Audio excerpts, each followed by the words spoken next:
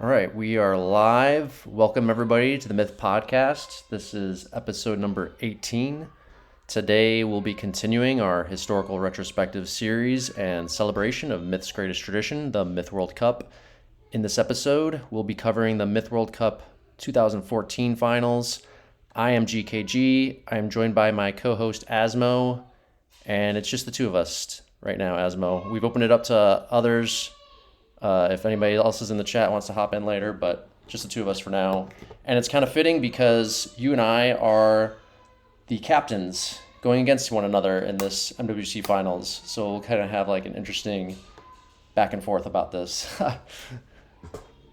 Yeah, for sure. I mean, surprisingly, I actually remember a decent amount from the series, from the actual games. I don't remember like if the community stuff leading up to if there's much drama or not, but the actual games, I have a pretty clear memory about this one. Yeah, I I'm kind of in the middle. There's definitely some that I don't remember as much. I think I remember a little bit more, but I don't know. We'll see. Well, between the two of us, we should be able to fill in the details anyway.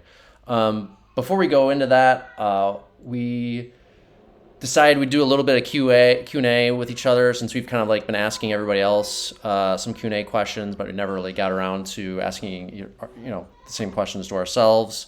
So we'll take that opportunity to do so now. And I'll start with you. Let's just kind of go back and forth. Like, start us off with your Myth origin story. Like, how old were you when you got the game? What year you started playing, and how were you introduced to the game, and how did you get started on it? So my Myth origin story is I started playing, I want to say it was 98, but it might have been 99. It was Myth 2 Soulblighter. And my brother was friends with a kid at school. My brother's 4 years older than me, and he would go over to his friend's house, and they would play Myth 2. And I feel like they played it a little bit of everything, but mostly World War II. And so my brother ended up buying it. Yeah, I want to say late '98 because of that. And he got it, and I played on his account for probably 2 months when he really brought the game, and then like I just got hooked on it. So I ended up buying my own copy so I could have my separate account because that's sort of the way it worked on Bungie. You needed a CD key from each box to have more than one account. And I played until maybe 2000 ish. I don't know. I played off and on until when the Bungie server went down. And I thought when the Bungie server went down, the game died. And so I disappeared for a while and then reappeared in 2004 when I discovered Myth was apparently still alive with the new server. It was Play Myth at that time. And I actually happened to come back like a couple of weeks before 2004 Myth World Cup kicked off, and I didn't even know there was Myth tournaments until then. I was like, "Oh wow, that's cool. I'll try it out." So I threw a team together that did horrible. We won one match in the quarter round. At least we got a W. But the only player on that team that people would recognize today is Karma was on that team, and his Oh, name was interesting. yeah, his name was Audio Slave at the time. And so it was Oh, me, I recognize Karma, that name. Yeah. a bunch of like a World War IIers, and we Oh, that's right. That's sucked. a war. That's Uh, a WW2 name. I think he was like a Comet around the time too, or something like that, if I'm not mistaken. Probably, I think like my recruiting, Not I a did Comet, like I like did. a Celeste maybe or something. Yeah. Yes. So actually, I was the one who actually threw the team together, and for recruiting, like I had knew absolutely no one. So I think I posted like stuff on the Mithril Cut forums, and also I looked at people that were like high ranks because my previous memory of Myth from Bungie is like, oh, you're high rank, that means you're good. So I Yeah, yeah, added all yeah. these people at like relatively high ranks, like crowns or higher. I was like, oh, well, we'll be okay, and then just got smashed like against any of the recognizable teams. That was So the that's my era too. Like WW2, like kind of took over ranked for a while. I feel, and I think it was right around that period because the games in WW2 were so much shorter. So you could just like rack up these huge game counts, and also it's like the perfect unimapping kind of skill set for that, right? So, and there was no distinguishing in ranks between WW2 and rank for or Regmyth for ranked purposes. So, I think they kind of took over ranked for a while there.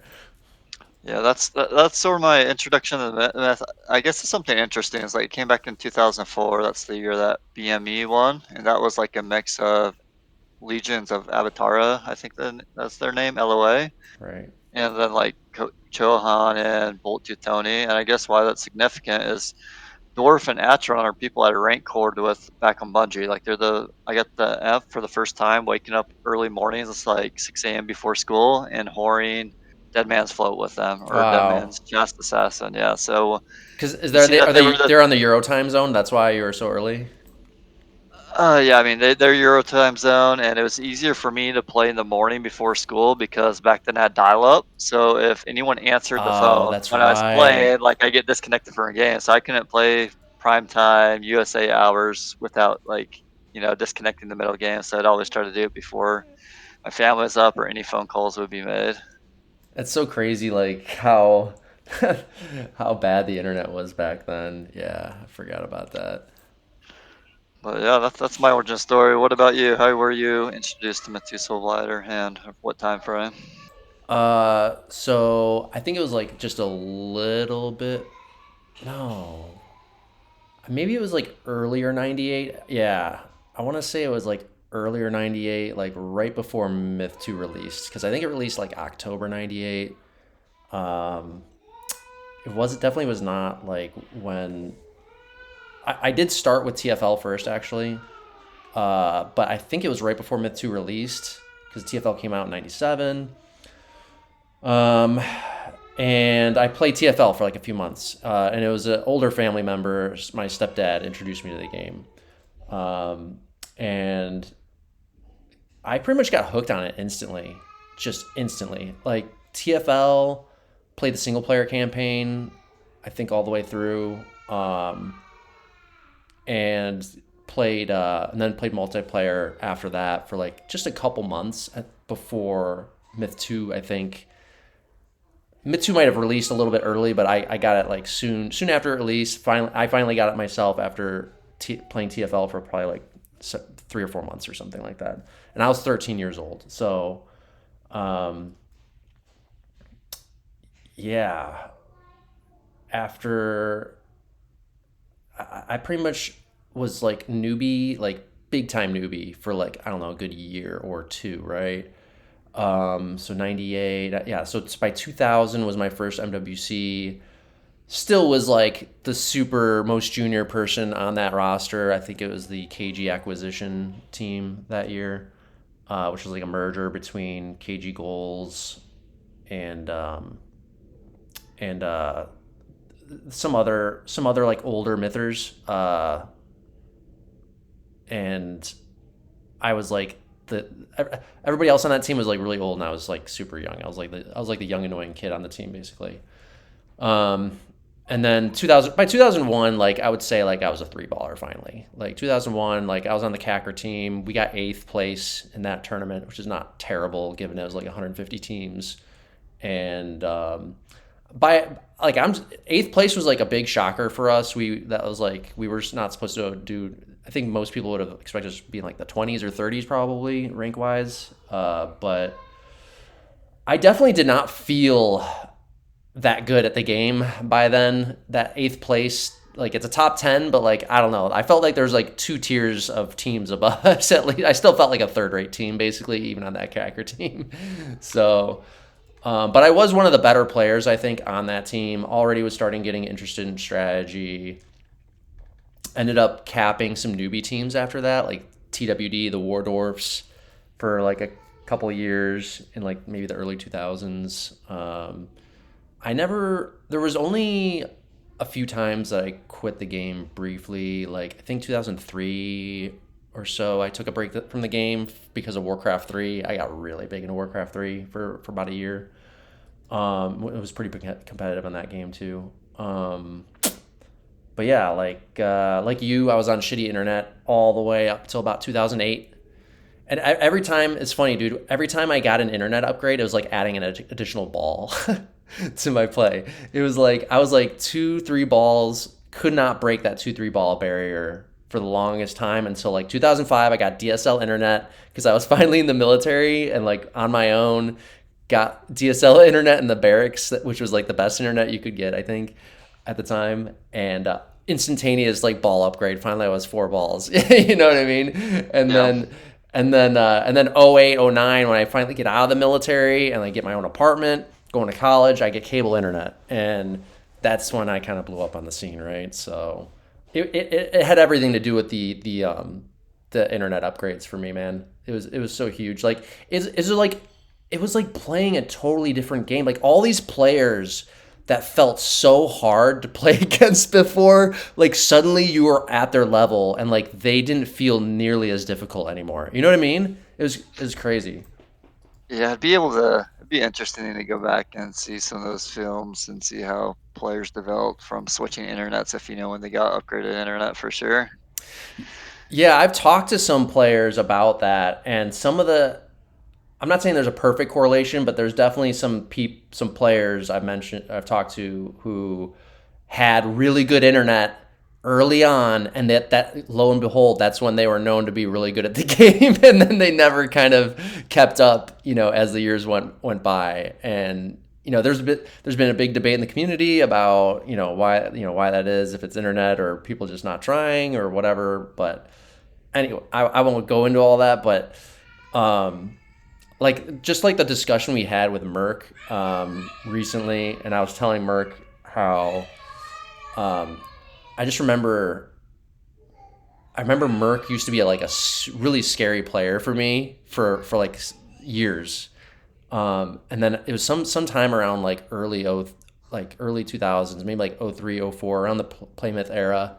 I just remember, no, it must have been like maybe after I got DSL internet, maybe even. I'm not sure, but I just remember like playing him one time where like it's like I finally felt like I was like maybe at his level, and it was like all of a sudden like I thought at the time maybe he just declined, and it's probably some of that too, but um, I was like, man, players are not so scary anymore. And yeah, when you're playing on delayed internet, you don't realize it's like this invisible handicap. You don't even realize how negative it's impacting you until you get upgraded internet.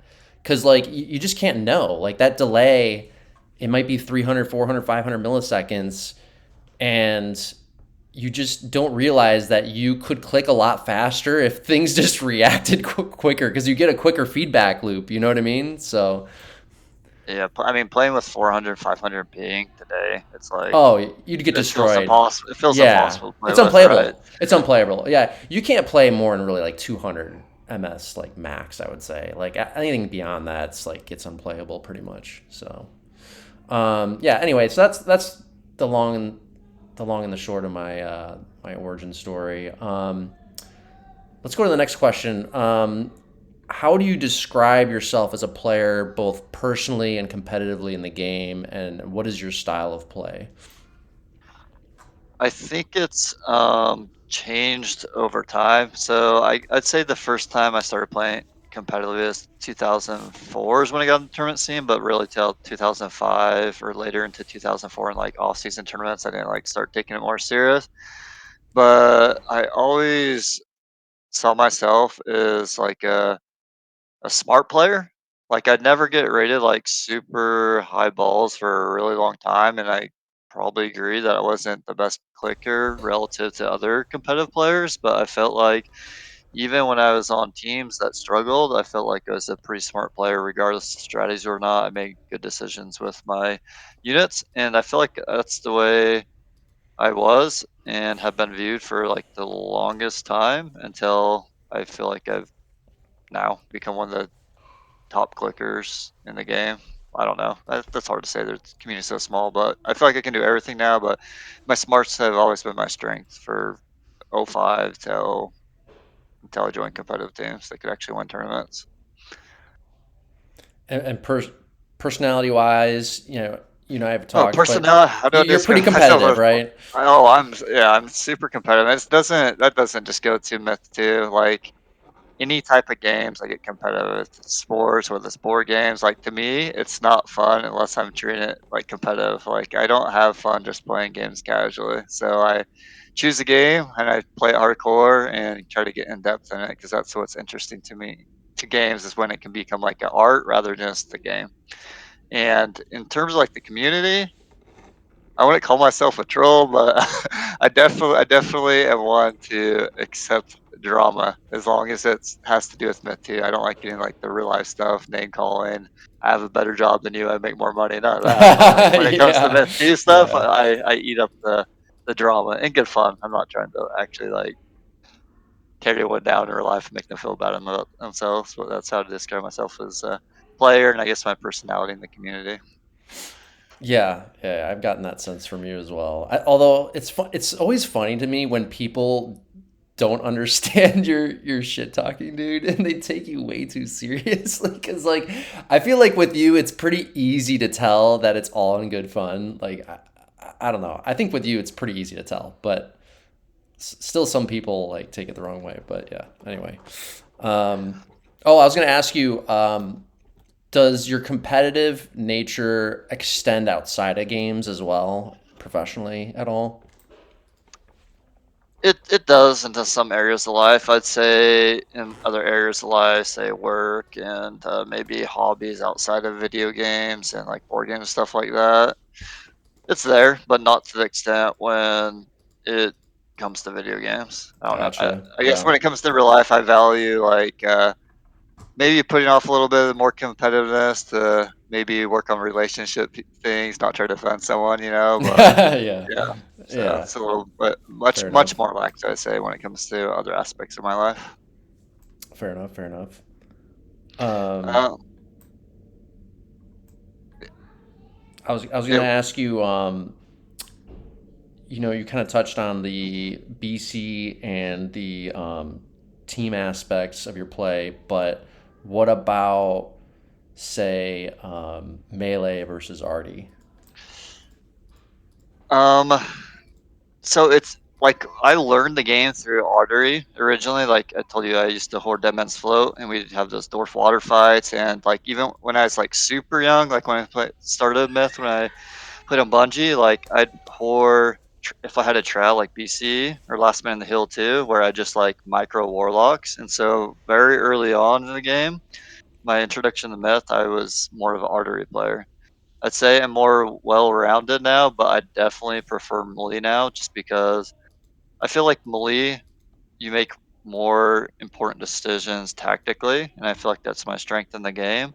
And I feel like most players they actually struggle at making those tactical The melee positioning decisions with aspect of the fast game, the right? positioning. And so Yeah. I feel like it's changed that now melee has become my strength since maybe 2010 still present. Yeah, melee is kind of like with arty, you're more reliant on like the captain or whatever like setting you in the right position, and then you just kind of BC whatever's in front of you, right? If you get out positioned, it's probably due to the strategy and less. I mean, there's still some elements of positioning with arty units, of course, but it's more an arty player can be more just BC focused and rely on others to kind of guide their positioning, right? With melee positioning, it's both where you are and when to fight. Like where to fight and when to fight is the whole melee role, right? Like there's of course a little bit of element of skill and spreading out and microing and stuff like that, but where and when to fight, like melee is kind of like there's nothing going on at all, and then it's like an all in, like all or nothing, like 1 minute that you like spend your whole unit set. So and it either goes well or you die, kind of thing, right? So I guess my favorite thing about it, explain like melee, is like take a traditional light map where you have a warrior pack. So say you have 9 warriors and 3+, and you're against another player that's not 9 warriors and 3+, and you guys are isolated on the flank. If they throw 1+ early and they don't get good follow up on it, now they have 2+, you have 3. You don't have to throw plus. You don't have to kill a unit. You don't have to look for a fight to dominate that game. With 3+, you can push that other warrior pack around the map now. Push it. Say if it's capture the flag, you can push them on their flag and wait for that big fight at the end where it's you win the game or you die. So yeah, it's pretty interesting. Those yeah, little muscling. advantages you can push a long Yeah, way. like there could be no fighting happening, and you just kind of muscle. You can muscle your way around the map and get set up a more advantageous position without fighting, still For without sure. spending your. There's definitely a lot more patience and eye for the game, in that respect. I feel for for melee. With Artie, it's kind of like if something's in range, then you should be fighting it and to get damage. It's like all about that damage. So yeah. All right, yeah, let's move on to you now. How would you describe yourself as a player, competitively, and your personality within the community as well? Obviously, I'm pretty well known to be super hyper competitive, which you know, definitely rubbed a lot of people the wrong way for many years. I would just say this, that competitively, I don't think I'm that different from you in my shit talk. I don't know. I definitely pissed off a lot more people than you in my shit talking over the years, I think. But I like you, like if anybody listening to this still is angry with me for shit that I've talked in the past, just know that I really didn't mean much of any of it. It was really like you said, Asmo, for the fun of the game, and also just honestly, if there was any seriousness behind my shit talk, it's because I wanted people to play better. That's honestly what it was. And I always applaud anybody who steps up and starts playing better. I've never been one to not acknowledge somebody's myth skills. If I see their skills, like I will. It doesn't matter if I don't like them. If they're my arch enemy, it don't matter. Like I will. It literally doesn't matter to me. Like that, I will never. To me, the truth trumps all for me, and that's true of me for outside of myth, outside the game as well, right? So. Truth trumps all. If somebody's really good, if they're better than me, but I don't like them, I don't care. It doesn't prevent me from saying that they're better than me, right? So yeah, I think I was misunderstood many years with my shit talk. So I just wanted to kind of put that out there. But I'm not saying I wasn't. I didn't get out of line sometimes, but young men full of testosterone, that's what happens. We're all older now. We've all mellowed out. I think it's time to get over it at this point, right? So I certainly don't hold anybody else's shit talk against me at this point. So Also, when you're winning, you naturally build enemies. yeah, of course, yeah, and I didn't really. I'll just say this about that. Like, although I won a lot of stuff later on, I really didn't think anybody else thought much of it. Like, certainly nobody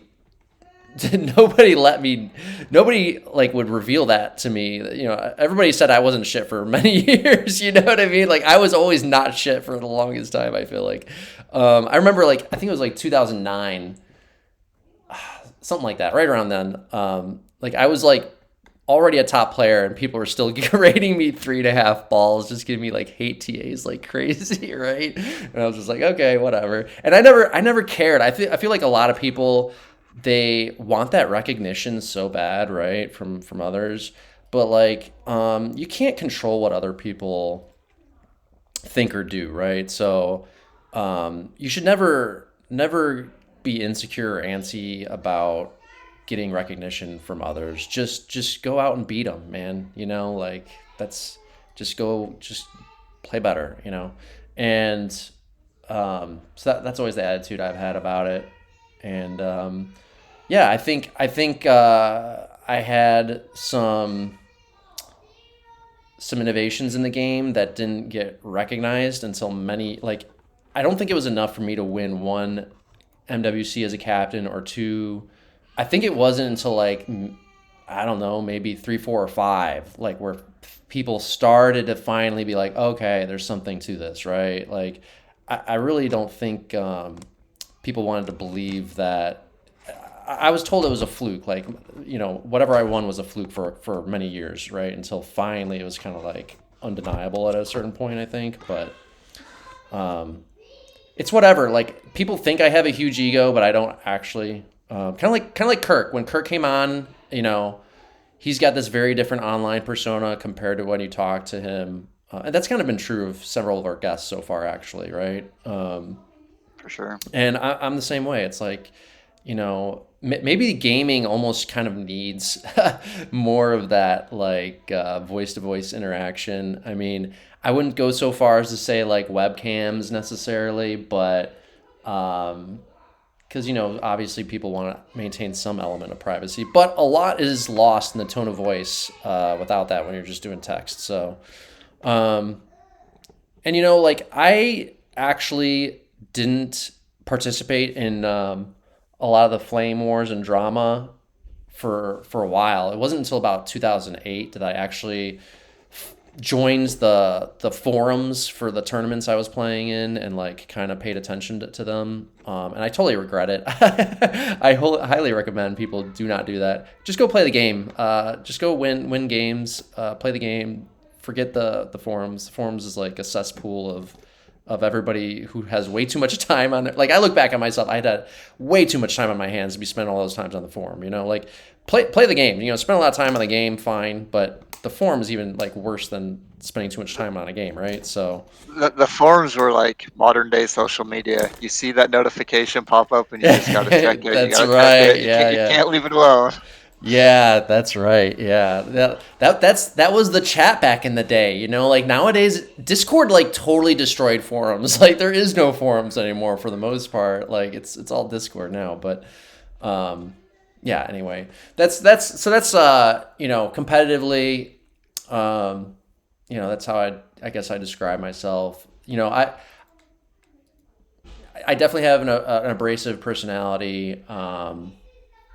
But again, a lot is lost just in tone. I think people understand me a lot better if they've listened to some of these podcast episodes. I think maybe I make more sense. My personality might make more sense to some people. But I got a follow up question. sure. So I don't know how much you explain yourself as a player yet, but would you say like I mean now you're known as like a strategic mastermind of myth, right?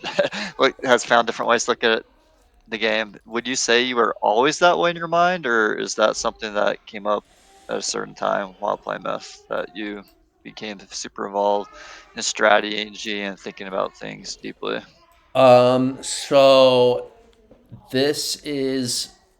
I'm not saying I was always skilled at this, but I was definitely always interested in it. Basically from the very beginning. It goes back to like how myth just took hold of me. I think that was a part of it always was that strategy aspect. So that was always there early on. And now that I'm much older and understand myself better than I did, back then, like I can just tell you in other areas of my life, like I'm always that guy who's like the master planner. Like if you got a problem, I will come up with the fucking plan to solve it. You know what I mean? Like I will set a goal and make a plan to achieve that goal. That's kind of just how I've always been as a person. I didn't really recognize that about myself until much later in life, but so it was always there. I've always had a knack for that, and it showed up in Myth early on. I would say it wasn't just the strategy. So, like for example, in 2001, I was already starting to strat some, and I captained a couple games for Kakra. I was very vocal about strategies, and already right from the very beginning, my strategies were melee focused always. Not sure why entirely. Maybe it has something to do with the fact that like my rank background kind of came from like Flag Rally Tro. Flag Rally Tro was my jam in the early years of Myth, right? Bungie Net era, early Play Myth Net era. Flag Rally Tro, and some of the players who knew me back then remember that about me. Like that was, and what's kind of interesting about Flag Rally Tro is it's very melee focused. A lot of fast, powerful melee on the map, right? And it's also flag rally, so there's still that element of strategy to it. And I don't know, maybe something about cutting my teeth on flag rally Tro. I don't know if it grabbed me or it like I don't know if flag rally Tro influenced me or like it grabbed me for a reason and like I was always I was always gonna be interested in that direction no matter what. But yeah, that was kind of like the style. Like very early on, I think was into dark melee and troing. It wasn't just strategy though. Early on as well, I got very interested in melee, and that was a big influence too. Like even as early as like 2000, 2001, I'm doing like melee only battles with Raziel. When him and I were both kind of up and coming. I don't remember the exact year. Anywhere between 2000 and like 2003. I don't really remember exact year, but I do remember having a lot of melee battles with Raziel and like a couple other players at the time. So melee and strategy very front of mind for me from the get go. So definitely that was more my gets perspective from the game. I got good, obviously, with Artie over time, but I don't think that was ever like my main focus. Despite becoming, despite going into 1v1, like later on, it became. I was not a 1v1er in the beginning, to be clear. I was definitely more of just a BC player in the team setting. I think 1v1 didn't show up for me until I got really. Well, no, that's not true. I had early 1v1s against Guttermouth, probably like 2003, but not like right away. But by 2003, I'm getting into 1v1s, and by '05, like I'm top 10 1v1er, right? So, and also top meleeer by '05. So I just needed that DSL internet. That was a big part of elevating my play. Um, I was much more focused on the individual skills, I would say. Although capping was always kind of in the background for me. Captain TWD, the War Dwarfs, a little bit, and that was more like by then that was very much me like as the better player capping a bunch of newbies. Like I was not at the same level as the other players. That was like Dantski when he captained his more newbie teams, right? Like that was me doing that back then.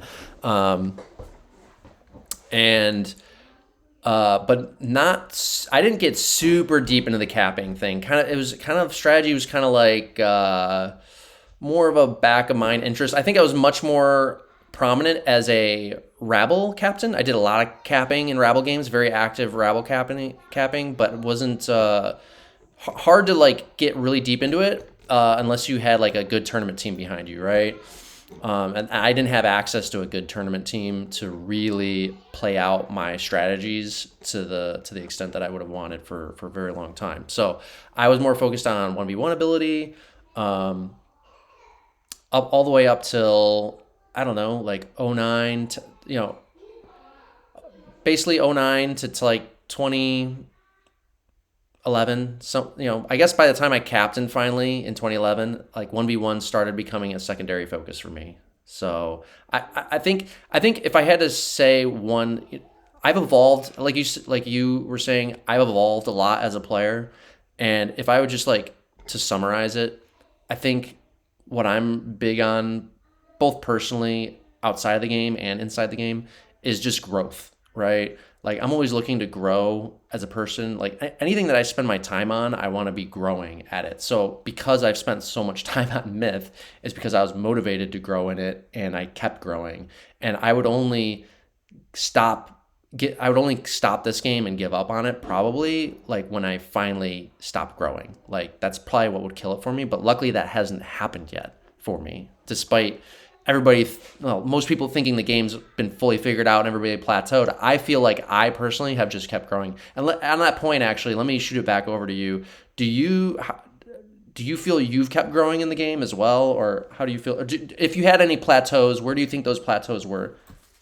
I mean, I absolutely. I feel like my growth as a player has been constant. I don't under.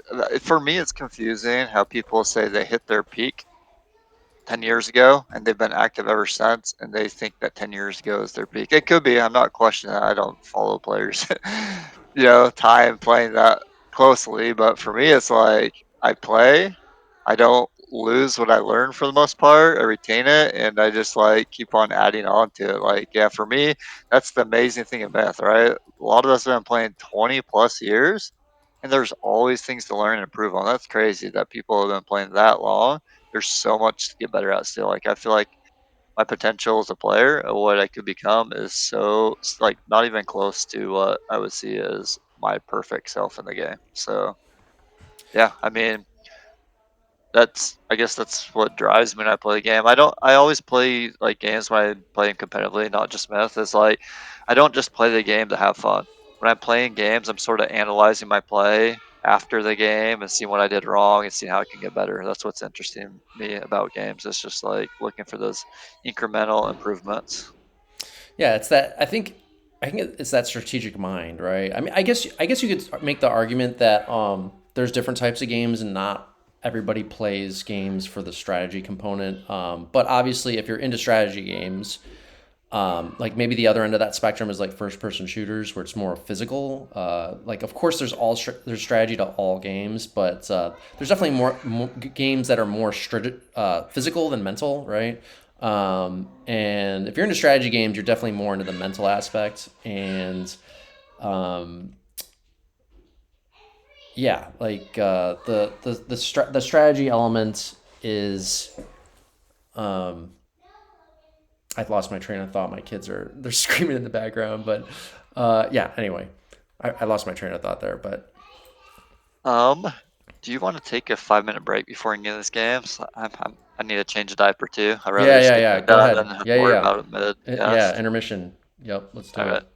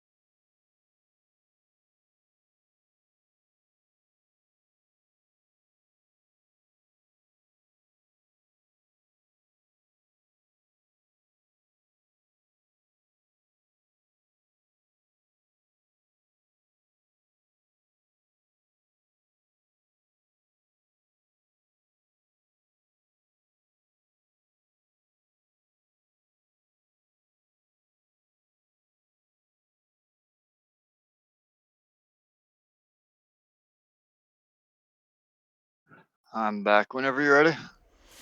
Yeah, I'm here. Let me just pick up a few things I wanted to mention before I forget.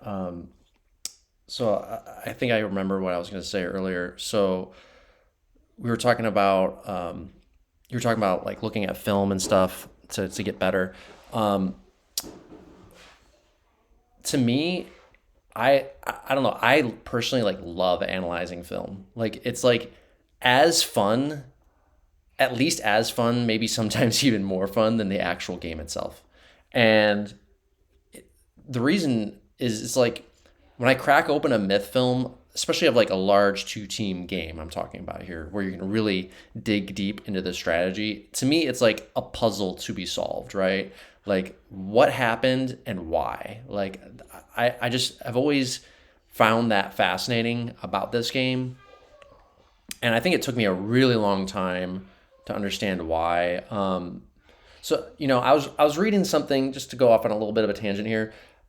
I was reading something about the difference between kind of like factual knowledge and tacit knowledge. And like tacit knowledge is like those little details that are not like written down in a book. There's not a course or program that you can learn it from. It's tacit knowledge is like stuff that you have to like learn from experience, or it's kind of like handed down from like master to apprentice or something like that, right? It's something that's very hard to teach other than through just sheer experience.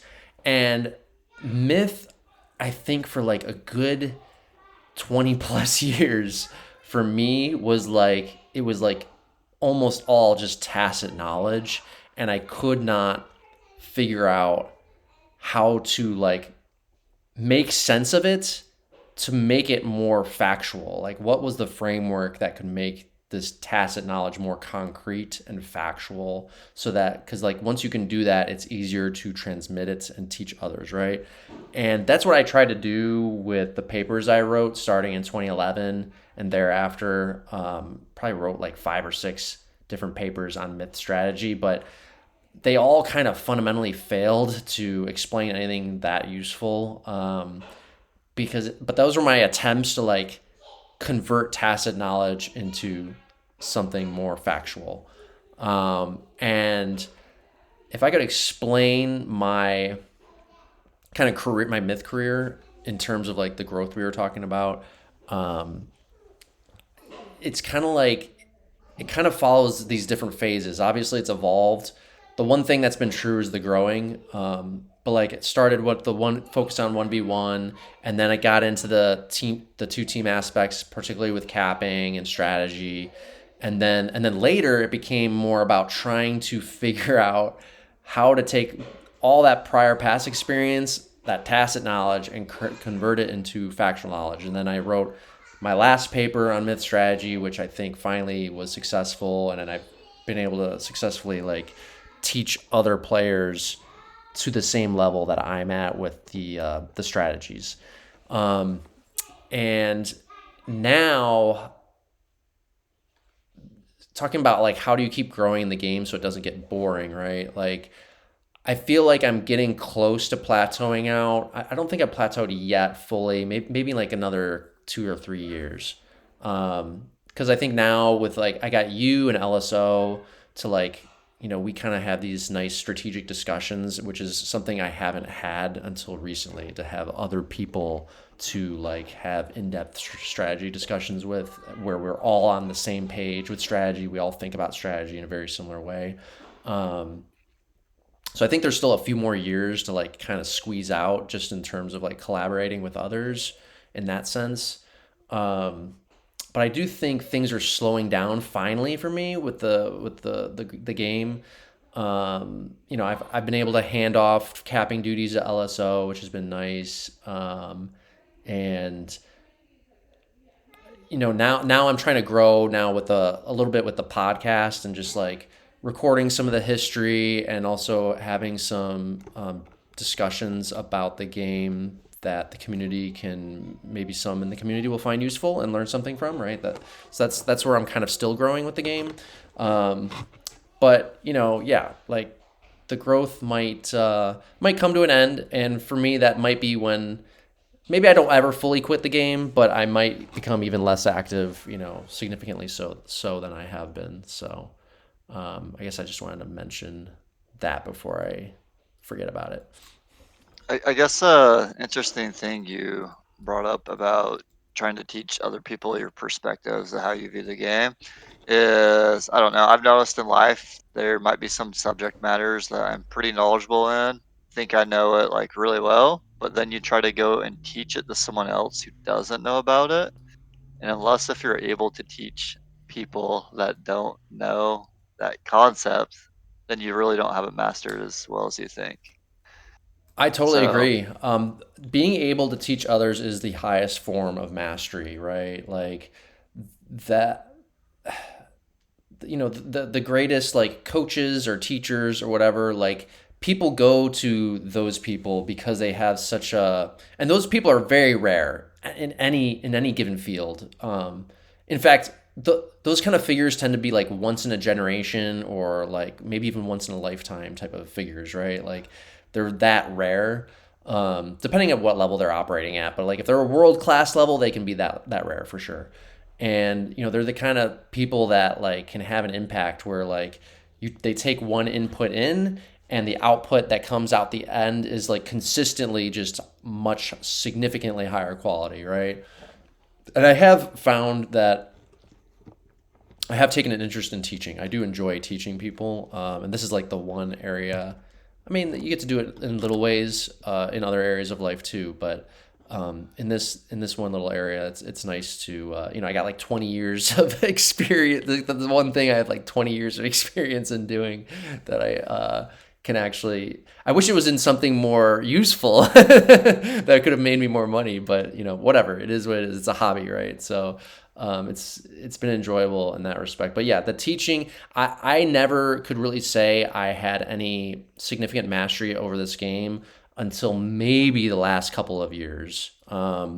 Because like you said, like I couldn't successfully teach it to anybody. And it wasn't until I finally could start to teach it to others did I realize how many gaps there was in my understanding, right?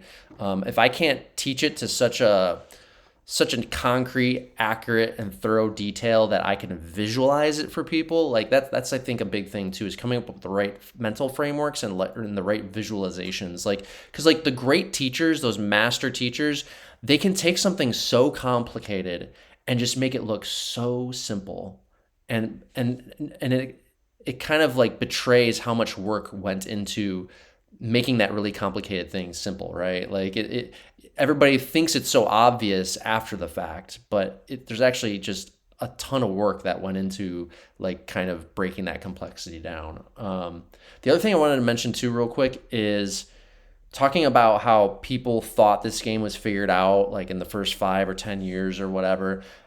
I mean, you can look into other games that are similarly old as Myth, like 25 plus years old. Like, for example, I can think of one example off the top of my head, like Warcraft 2.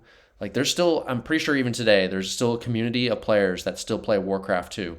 And if you go dig into their community and ask them, like, was there ever a point in history, especially in the early years of the game when things were way more popular and there's way more players, was that the peak of skill? You're going to get probably laughed out of the room by those people that are still in that community, because it's so obvious that any game, despite how many people that kept playing it, the ones that do keep playing it, and they're the experts and they maintain their expertise over so many years, they're just going to keep getting better and better and better. That pattern plays out over and over. You can take any of these like very esoteric games, any game that's really old. Like I'm even thinking of like Mortal Kombat and those Street Fighter games. Like the skill level just keeps going up with those games. It doesn't matter that there's not as big of a pool of competition, right? Like the actual absolute skill ceiling rather,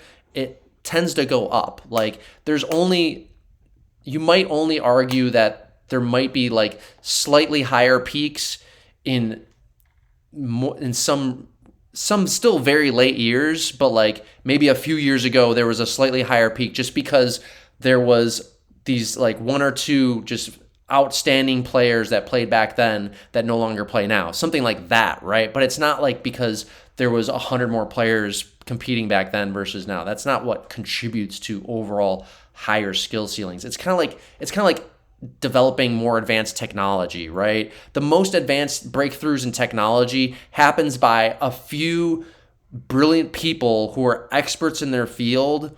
They advance the knowledge forward for all of humanity, right? For the entire world. It's not like, oh, but we had like there was way more, scientists or engineers or whatever in this field. That's why like there might be some loose correlation to that sometimes, but it's oftentimes just the work of the few people at the very peak, right? So There's the innovators, and then people follow after that.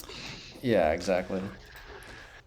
Interesting you brought up the Warcraft 2 comparison. Are you involved in that community by any chance? No, but I did kind of dip my toes in following because I don't know how I did play that game when it back in when it first released in '98 or whatever it was, because it was like I think it was like around the same time as Myth, or no, it was a little bit earlier. It was Yeah. like 95, I think, it Yeah, okay, originally came 95. I'm out. thinking of StarCraft 1. That was 98. So yeah, Warcraft 2 would have been like a few years before that. Yeah. I did play that though back then. But yeah, I just remember coming across like some article or something about like really old gaming communities, and there was something that going into the deep details of like all these strategies and tactics that got developed on these really old games like decades after they got released, right? And you see that you even see that with speedrunning.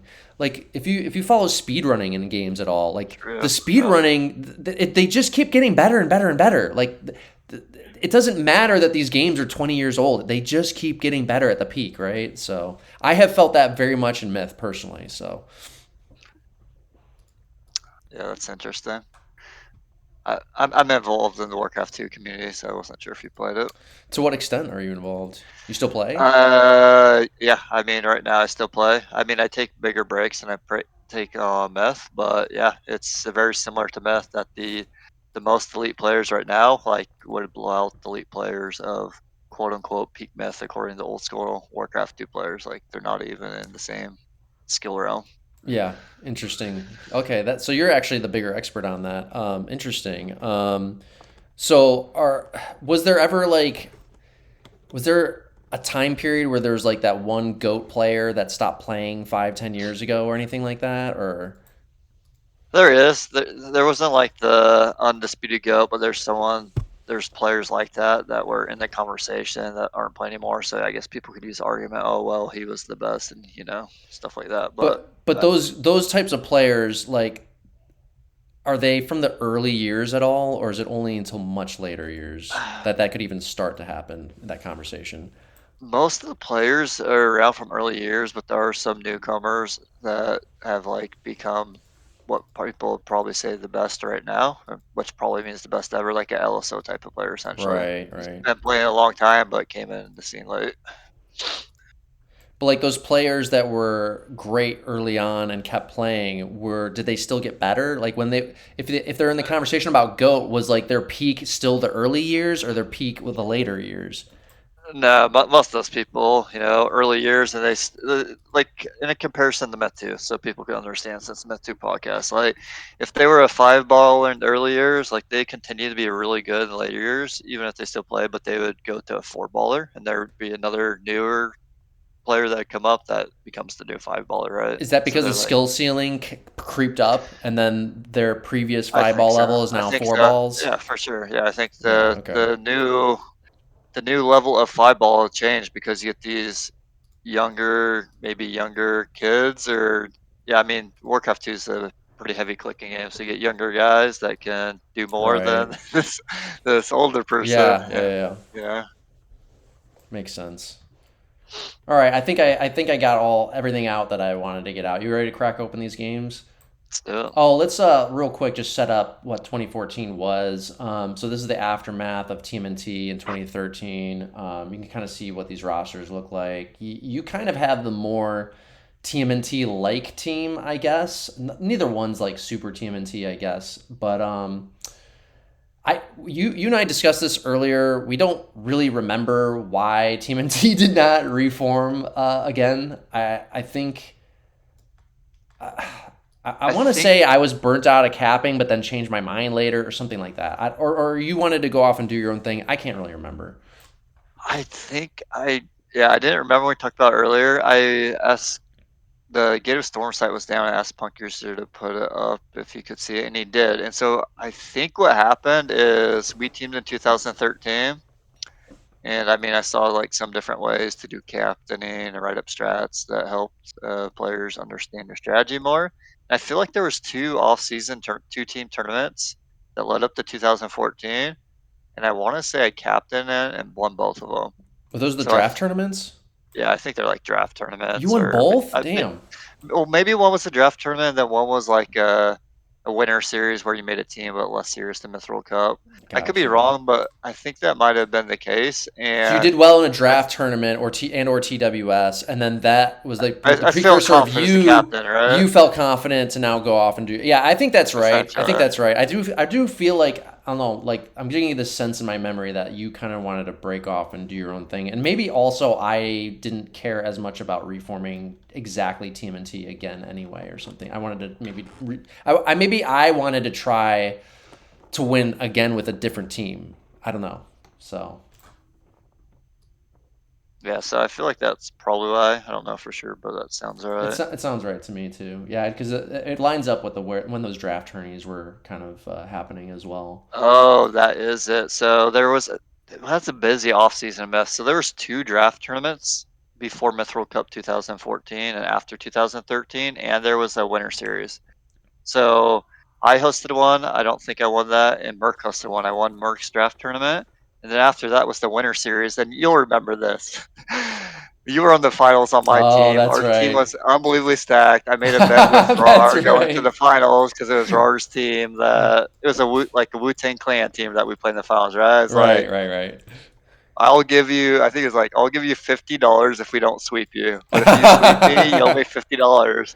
And so I was like super focused, trying to get all the teammates focused, and we just stopped these dudes, and we did That's sweep them. right. Yeah, I mean, to be clear, our team was super stacked. Now, granted, also I didn't play until the finals, right? I only played in the finals, I think, just because you made Probably, that bet. I think, yeah. most likely. Yeah, but like our team was super stacked. It was like me, you, ours, Dantski, like that. Cruniac, it was everyone. Yeah, It was all the yeah, heavy hitters. Eastwind, yeah. I There was think, like no was weak on it links at even. all. Yeah, exactly. Yeah, that was actually pretty fun to do because like they knew they were like everybody knew they were gonna lose, but it was just a matter of could they win just a single game, right? That's all they were trying to do. Yeah. Um, Going into these rosters, like I do remember that our team did go undefeated this entire tournament, which I mean, I've done that a few times, I think, but I think it's a little bit unusual to do it with this roster, both because we were a brand new team, and yeah, I mean, just well, I guess mainly because we were a brand new team, but also also because this roster doesn't really look. I think it's pretty undisputed. Like you look at our roster, it doesn't look like overwhelmingly scary. Especially like Cruniac was not prime Cruniac. He was still good. Don't get me wrong. He's still my probably second best player. Right. He's still my my right hand person on this team. But he was not. He still got way better later on. This is still fairly early Cruniac. He's definitely not rough around the edges as he was prior years. But and then you look at your roster. I mean, yeah, your roster is like the only weak link, arguably, in your roster really is like Zell. Kryptos is kind of debatable. Maybe he's inconsistent sometimes, but he's certainly capable of solid play. So going into this, like even though we were undefeated, we had the top bracket advantage. Like your roster definitely looks stronger on paper. Yeah, I'd say. I mean, we have a player advantage too, which is pretty significant for a Oh, I Mithril don't Cup even remember final. that. Yeah, we were playing 7 versus 6 because Dak wasn't actually on your roster. Oh He was just shit. watching with you That's guys. right. Okay, so you guys are playing with a player advantage as well. Oh, and that also reminds me, Sam, who was on our team, I think the whole time, he didn't show up the entire tournament until the finals, and thank God, like we needed him. And actually, Sam impressed me. He did show up to our strat sessions and had really good ideas and feedback on the strategies, which kind of surprised me about him.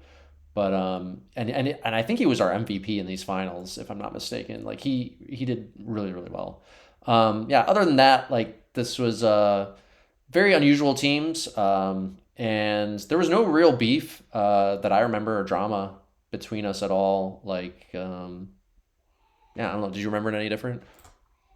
I don't think there was beef going into it. There was post Mythril Cup Finals beef. We can get to that then. I don't know if you remember that at all. No, I don't remember that at all. Yeah, That's I'll interesting. bring it up Okay, after. all right. Let's Yeah. let's kick it off. We'll start the first game here. All right, I'm ready when you are. I'm skimming through the PT right now and getting the game volume down a little bit. So yeah, here we go. We got this is kind of a unique map. We were kind of discussing it earlier. This is Majestic Falls. This was a brand new map at the time. I think this is the very first time it was played in a tournament, if I'm not mistaken. And what's unique about this map is both the unit set, like you got just a very unique combination of units with 2FG.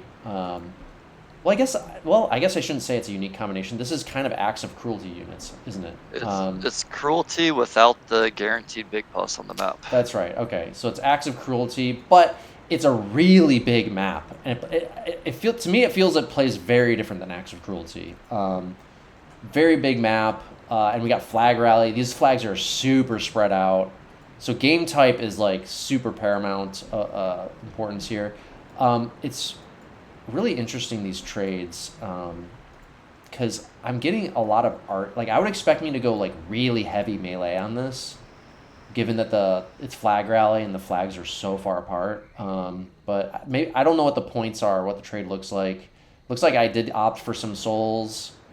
I don't know if those are a good idea or not. We'll have to wait and see. I think. And then you opt for more morts. So Yeah. Game on. I feel like my trade looks very much so like an acts of cruelty trade. right. Like too much in hindsight, too much so. Like I was trying to play like that when the map is just massive, right? I wish I would have traded out. I traded for 6 whites. I know we got a little cute and we sunk some whites in these little hidden water pools that doesn't look like you sink anything, and we were rolling the dice, I guess, which probably is not smartest strat to plan on something that's rolling the dice. I'd rather just trade out 3 whites and have 9 more points of elite thrall lead, especially on the flag rally. Right. The only use I can see for the souls is like they help zone out the FG to like keep them back better. Otherwise, the FG can get in your face pretty well. The only other thing that can zone them out is pus, right?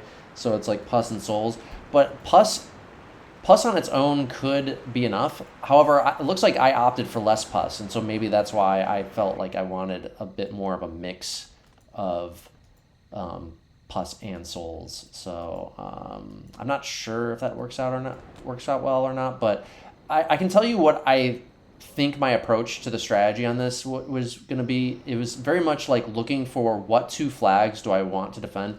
Okay, I now see why I got the souls. If you see the map, the flag that I circled, there's a bunch of soul hills on it. So Yeah, clearly I want the souls to defend that, and that's going to be our home flag. So and definitely the most favorable spot on the map for souls. So yeah, that makes sense to bring up there. 100%. And also, it's kind of interesting. The maps are not perfectly symmetrical, so your side doesn't have the same advantage. So I may not have done that strategy and trade if I had your start. Clearly, I liked this start though, and I do like looking at those soul hills. The souls there are going to do really good on that, I think. So it looks like I'm gonna, since I know I'm guarding that west flag. I'm guessing I'm juggling. Yeah, like when I'm approaching the strategy on this, I don't want my units too spread out, right? So what I'm typically going to be looking to do, because this is a huge map, I'm going to be looking to just scout and tag one side with just probably a few Zerks, maybe a small Zerk pack, something that is expendable but also going to be difficult to pin down and trap, so that it shouldn't like be picked off too easily. and it'll just scout and probably scout and tag that north side for us, and then probably heavy jugger on the south for us.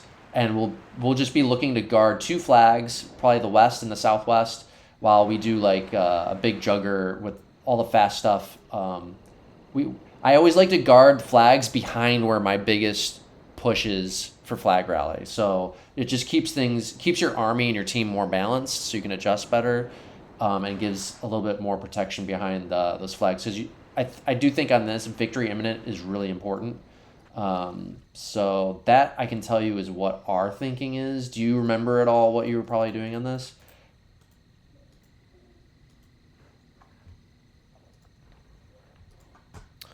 You still there, Asmo?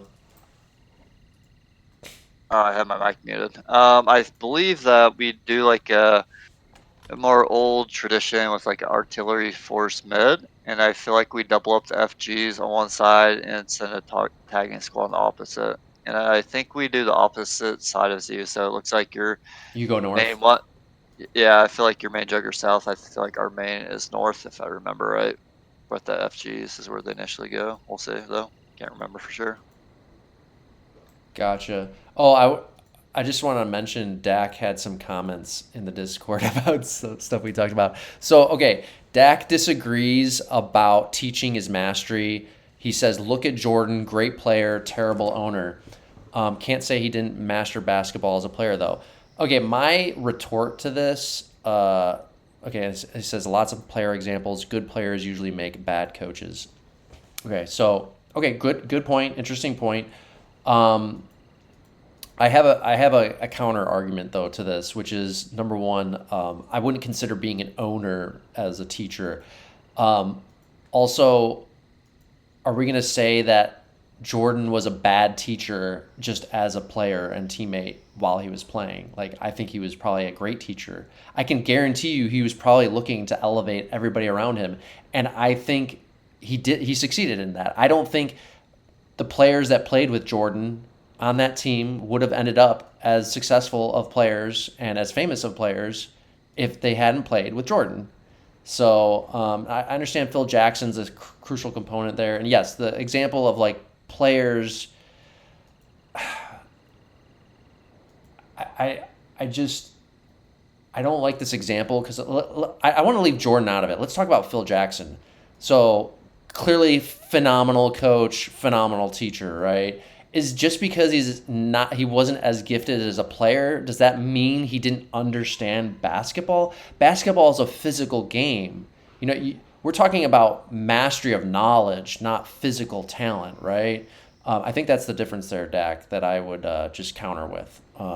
I think Phil Jackson's mastery of the game of basketball is unquestioned, regardless of his ability as a player, like, because it's all about what's in your head, not what you are physically gifted with. Like, if you were born 4 foot tall, you're never going to be a world-class basketball player, but you can still understand and master the game from the kind of knowledge aspect of it, right?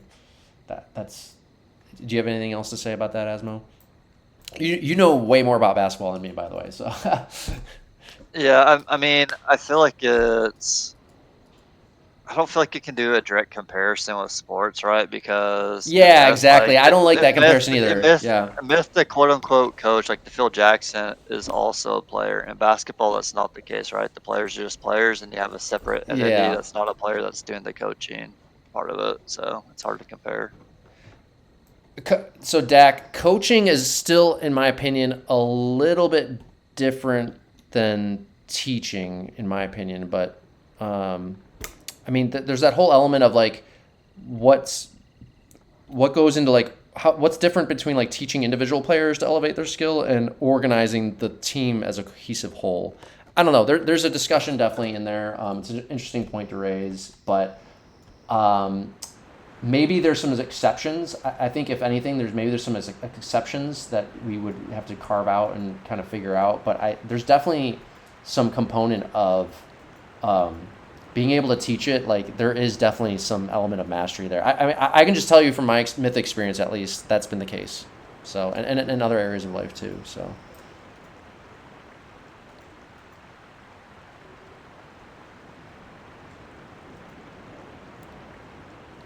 All right, you ready to get the game Yeah, on? yeah, yeah, We yeah. can We'll entertain Dak will have to hop in later Yeah, if he that's wants what to it continue sounds. this conversation. You can come in for the late night session. We can talk Yeah, about yeah, it. yeah, yeah, yeah. All right, yeah. Let's kick it off here. 3, 2, 1, go. If I remember this game correctly, I think you guys actually ended up ahead on flags and everything, and you do make a push into our west flag. Maybe we had VI, and I don't know if we. I would just tell you VI is really important on this, so like that's gonna be a big indicator of who did better with the strategy. I think VI is big. I guess I was wrong. I guess we split the FG, but it looks like mid and north are heavy sides, and we got a tagging squad. Looks like The you're doing a west. 3-prong. Yeah, Yeah, pretty I much. don't like the 3-prong on this. You're too spread out. It's hard to cover everything. Yeah, I agree. As long as you That's guard it. 2 flags to prevent the VI, because you're not going to be able to guard really effectively more than 2 flags, right? You gotta just kind of like pick which 2 flags that are adjacent to each other to guard, and just prevent the VI. As long as you prevent the VI, everything else after that is BC, captured. I think.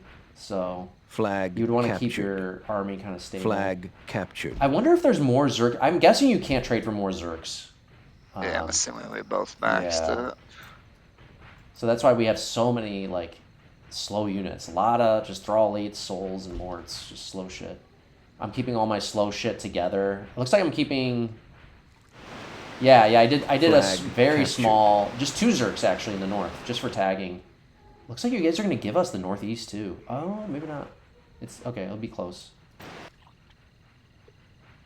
Yeah, I'm not sure who's gonna get there first. You guys got Looks mid like though. you guys might get. You're gonna get northeast first. Interesting. Surprised we didn't leave any kind of D on that home flag. I do think maybe it would have been worthwhile to just keep like 6 to 8 Thrall and like 1 Puskull guarding the home flag. I think that might have been worthwhile because as long as the D is light enough that it doesn't matter if you lose it. You guys get west and east first in the corners. Yeah, that helps. That's a big help. I wonder if we would have got west flag first if we did our FG there. I don't know. Yeah, I think I told Sam to micro the hell out of Flag those 2 Zergs tagging the northeast. Okay, now we got some interesting action coming up in the south, I think. We got Crun and Limp. Crun's on FG and Zergs. Where's my pack? Oh, I'm also south. I'm coming around wider south. Oh, okay. Yeah, so we're trying to set up a pinch in the south. It's harder with that terrain, though. That terrain is really awkward to try and rush through and pinch. I'm telling Crun to rush to your south right now. It's definitely rushable, but it's dangerous. Kryptos has an interesting position to try and cut off 1 choke, but it looks like, yeah, Crun and I are able to leak through in the south. That's south. If you guys can do enough damage on our FG, though, it's not going to matter. Like, we definitely need to be careful not to take too much damage here. Oh, man. Hopefully, okay. I thought you were going to get the Myrk without his support helping him, but you got out. I think I'm waiting for I feel like you guys are in a favorable position. Flag captured. In the south. Yeah, no, I agree, because we got both our FG there. I want to see our Zerks go in. Just throw the Zerks in. The FG can follow behind. I want Limp to just go in there. Like, if it was Kryptos cruelty, reinforced. If it's cruelty and there's big pus, it's like, okay, it'd be dangerous. But since you know it's small pus, you guys can be way more aggressive than normal here. I hate how Limp is backing out. That's crazy that he backs out right there. But your guys' pus goals don't counter our FG. Like, as long as our FG can't get in the fight or you pus them, like, okay, there's a pus. Nope, it's a small pus. Oh, wow. Even if it we hit, cleaned that up pretty good. Oh, man, our FG got really good hits off on that engagement. The percents are close. Maybe our FG are doing damage elsewhere. I'm trying to check. Oh, now you guys are up quite a bit now. Never mind. Oh, wow. I think your team did an awful job. Also, they didn't have a big pus. They only had like 2 or 3 small pus. But I still think they did a pretty awful job guarding that. They should have done way more damage. We played it perfectly. We let the Zerks absorb all the damage, and the FG were able to just slap and not take too much damage. That was a good exchange for us. Yeah. Oh, dominant! You're up 20%. Those 3 of our players, Miss Measel and Kryptos there. I mean, we're up in flags, but that percent difference is massive. Really hate how Limp didn't go in with us, though. I really would have liked to seen him gone in with us. Where are FG at? Okay, one's in the west. I'm trying to find the other one. The other one's mid. Yeah, our FG have to make big plays at this point to Yeah, get we've back in the leaked game. through. Yeah, we're looking like we're gonna get VI, and yeah, almost certainly. Yeah, so like I basically set up really heavy D on 2 flags. Yeah, I like that. I think that's the right move. Where are your FG at? They're in the mid and southwest. Okay, now I can see them better. I just did F8 Flag to see captured. stuff. Yeah, looks like they haven't really engaged anything yet. I mean, that engagement south from you guys is just so huge because it looks like that flag you took out was supposed to be our main D flag. Oh yeah, And you're so right. all we have was that, and we had our original home as like our 2 main D flags. So you already took out our main D flag, yeah, which pretty much gives you guys VI because now we're only guarding 1 flag with just Thrall. Right. It's like I'm waiting for Limp. Oh, I think you guys get a white off on us here, maybe. Shadow you guys haven't tagged Megan either. No, but we're about to tag. You guys are gonna be forced to defend mid, which is like the worst flag to defend. Yeah, for sure. I feel like Shadow's not doing a very good job defending ours' lone FG in the southwest. Ooh, gross. He just lost his mort to like nothing. Oh yeah. I feel like this game was close, so maybe this is where it becomes close. Maybe ours just cleans up all that. Yeah, I do remember this game being close as well.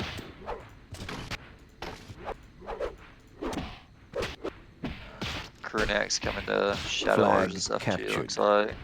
Victory imminent. Okay, we do get the VI. That's big. Yeah, so now I know I'm going to be looking to just guard the hell out of that west flag. And it's got a really strong D. It's going to be hard to break. Shadow's Thrall got decent value though on the FG. The FG is really low from the Thrall. I understand ours feels like he's probably forced to make plays right now, so he's taking a bigger risk. True, yeah. Ideally, you'd have some Zerks kind of in front of that FG to guard it a little bit. Limp did get whited a little bit near your home flag. It wasn't super big. Eastwind has yet to get in the fight.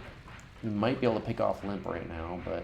Yeah, it looks like Limp should probably die with him, and it doesn't look like you can support Limp too much since I'm low. Pus. And he's got pus, yeah. Limp is just letting his... Oh, I guess he wanted to sacrifice... What he should have done is sacrifice his red Zerks, but whatever. No, Eastwind's probably going to clean that all up, yeah.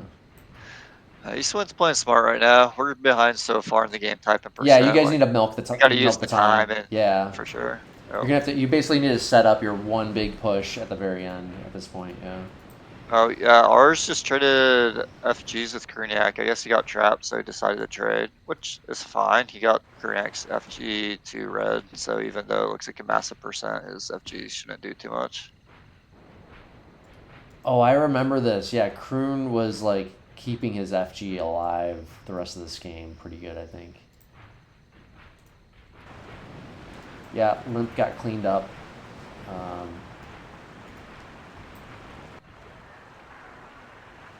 telling them to give Limp something because he's got free hands at this point.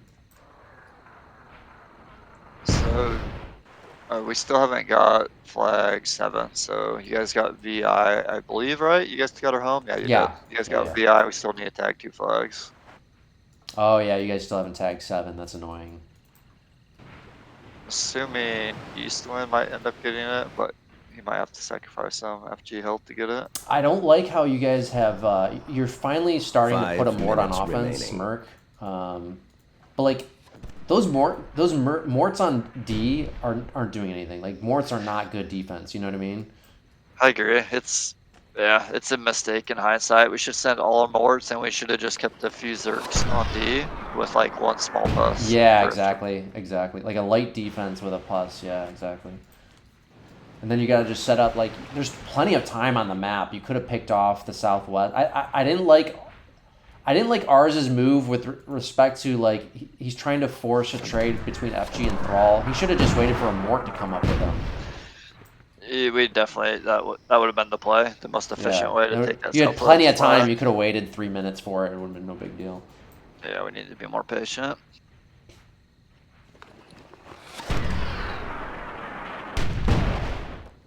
Oh, we lost a Mort. That was Dantski picking off. I forget who's Mort there, but we got Ratking on the Souls. Dud on Shadow Souls there from Myrk. Another dud. Limp got saved by a dud too. Our Mort guys at your flag they're doing the right thing. They got to force the issue. Yeah. Try to get all the damage they can the next 3 minutes. Yep. They need to pick away at these Souls. They should be able to pick away these Souls. Souls aren't going to do a great job defending against the Morts, but I also don't like... Our Solars are not doing a great job. Like, they need to spread way out and get, like, a full wide line to face off against the Morts and put the Mort in the center of their wide line to really be Your effective. FG is making a move on Myrk right now. Takes out his Mort. Yep. I took his Mort, but he did suicide into me, so he got a good hit in on that. That's a good play by him. But I'm getting a little bit more value from my FG health. Captured. Ooh, so Eastwind finally takes that southwest, but man, he took a lot of damage taking it. Man, those Thrall got value in the southwest. I was saying that I thought ours was kind of cleaning them up a little too easily, but no, they got a lot of good FG damage in. They got both FGs health to half. Yeah. And there was a lot of Thrall on this map, so they were very expendable. It's definitely a good trade to have. Oh, looks like we're going to make a play on... Oh, we'll see. It's kind of a risky move. I feel like we should just wait it out. Yeah, your guys' FG health is too low to be a massive threat up there, I feel like. Yeah, I think we're just trying to, like, distract and make things difficult. Kind Dantski of alleviate is some in a of the very pressure. good position right now with his Mort. Right, yep. Kind of keeping the souls off that hill, yeah.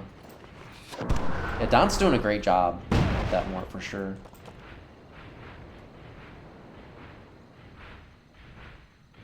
I'd say you guys are favorited to win this game with where it's at, but it's not over, I'd say. If we get some big Mort shots, it could be in the game. Yeah, your Morts are good, applying really good pressure, especially Don. Man, Don's like all the way behind us at this point, almost in range of the flag. So that's really good pressure from him. Ooh, I'm making a move. Ooh. Let's see, am I going to slap some more Zerks? Yep. Ooh, if I get Don's Mort, because he's your best mortar, I would really want to get his Mort. Does he have a Pusk Hole? Small bust, he does. Oh, he finally gets it. Oh, nice. Let's see if he can But we save might his still Mort get his from Mort the down. Zergs. Nice. Oh, if you get a second Mort down here. Oh, that's going to be huge. Oh, wow, both Morts go down. Yeah, I think that's a nice. wrap right there. Yeah, that's probably it, yeah. Myrk's got the last 1 Mort. minute remaining.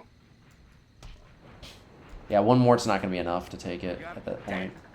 Yeah, if we had that second Mort, there's a small chance, but I think once you got that second one, that's just like too much value you guys got on that rush. Yeah, that was a really well coordinated rush there for us. I like that.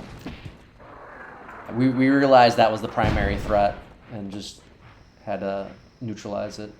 But these percentages really went down evenly though. Man. Tied in percent. 30 seconds Close remaining. game.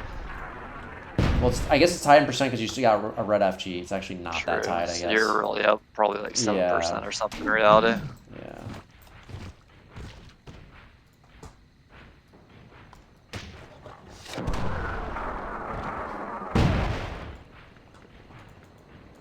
Close game, but you guys, I'd say, clearly outplayed us tactically. Yeah. Game over. Didn't like Limp's play that game. I think that was a very sloppy game for Limp, honestly. Looks like everybody else did fine, though. Yeah, I mean, I'd for sure give MVPs to your FGers there. Both you guys got massive value with FG. Yeah, I agree. Like we kind of made some risky pushes there, but didn't. We're safe enough. We're definitely skirting the line on what was safe or not. We were being smart to be just safe enough, but still be able to push. So, also like your guys' South really. I think they didn't understand like that the goals needed to be always have line of sight on RFG. They kind of got bottled up and turtled up, right? So that RFGs were able to push in closer and get a bunch of slaps off. So Yeah, I don't think our goals got value other than Dantski's there at the end, but yeah. I don't think we defended against FGs that well. yeah. All right, I'm opening up the next game. Dantski, I would say so far might be. I think he was MVP for you guys last game. For sure. Yeah, we'll see if that trend continues. Wouldn't surprise me if it did. Okay, this is an interesting one. King of the map. Okay, yeah. So this was actually played in this year's Metro Cup between our two teams. Oh, in I don't the remember that. Interesting. top bracket final. Nice. Those are Huron healers. Interesting. Okay. Yeah. Okay. So there is warriors on this, right? Yeah. Okay. Okay. So interesting. Man, I go heavy archers. Oof. I don't like that. I don't like that. I think we're gonna lose this game. I really don't like what I did here. This is terrible. I would not do this now. It's king of the map. Like, no, I would not do this. The warriors still have some value. My God. It looks like I really was anti-warrior on this.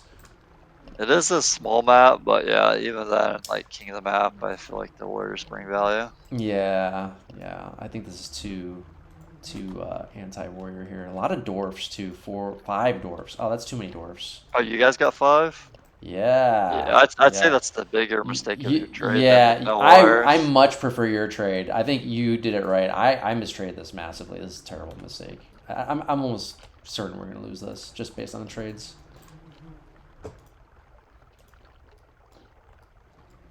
Yeah, I really like your trade a lot because you didn't even get a dwarf, which is really, I think it's really smart. Like I would go maybe 1 or 2 at most, yeah.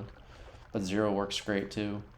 Yeah, you just got it feels like you just got so many more units on. Like just looking at your trade, you can just tell it's going to have more power behind it. I don't know. You ready to start it?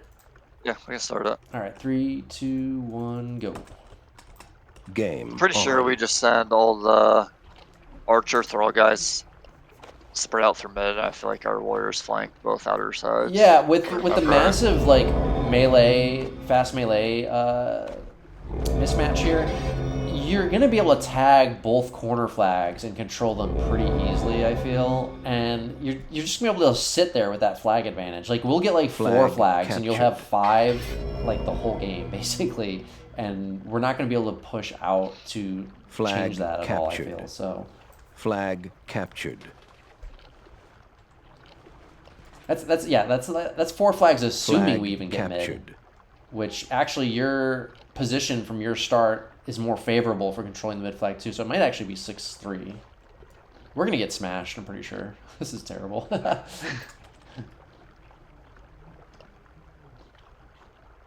We'll see. In theory, I think we Flag should win it, captured. but I don't know. I feel like I've gotten smart as a player, so maybe have people play this stupid and fight for no reason. Who knows? We'll see. I do remember we lost 2 games. I'm pretty sure. So I'm pretty sure this flag must captured. be one of them. I mean, this map favors our players for sure. Flag Dantski, Oh, archers, yeah. really good archers. Yeah, really good Donski's a monster. What do you have him on anyway? Is he on archers? Yeah, he's on archers in the north. Captured. Yeah. Yep, he's gonna be really Flag difficult to captured. deal with.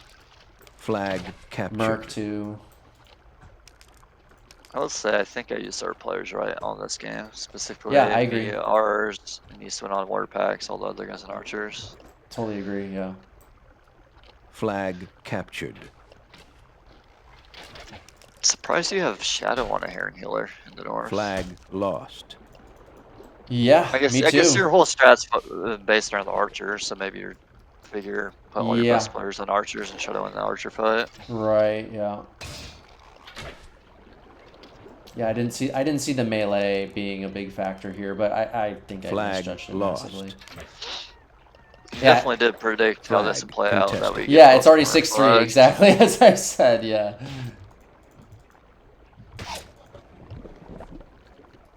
Yep, you guys got the mid flag. Flag captured. The Cron's gonna try and push out. I mean, this is like 100% my mistake as the captain and strategist. This is flag lost. Totally bad strategy.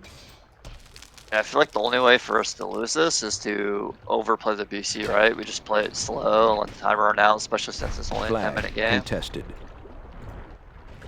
Oh, you guys got whited in the Oh south. yeah, Crun's gonna get destroyed. Now I will say Crun is not doing a very good job there either. But it's not entirely. He's forced into a bad position. But yeah, his thrall should be out front, and his archer should be more spread than that. Flag contested. Boom. Yeah, your team's coordinating this very well. Oh, look at this. Shadow's getting value in the north. Interesting. He's got the dwarf on the high ground with one dwarf, one Huron. A couple goals is able to hold that north. Interesting. Haven't been watching all the way, but yeah, he's definitely outplaying me right now. That's me in the north, and he has no business having that flag. Yeah, exactly, yeah. I'm trying to push into Dantski, but I remember Dantski played really well, I think, in this game. Ooh. But yeah, I'm getting torn up, like, double teamed, like, trying to push an awkward position. Oh, Dantski dodges a bunch of fire arrows really nicely. Yeah, I'm not able to... We're kind of, like, trading evenly in the archer fight. I can't get any advantage. Flag captured.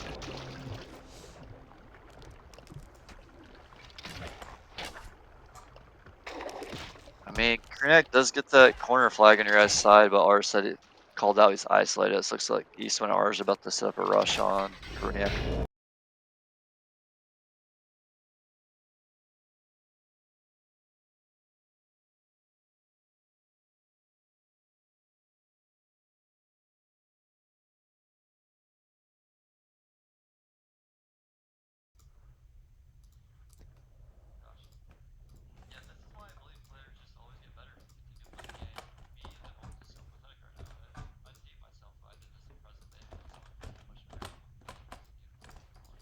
Yeah.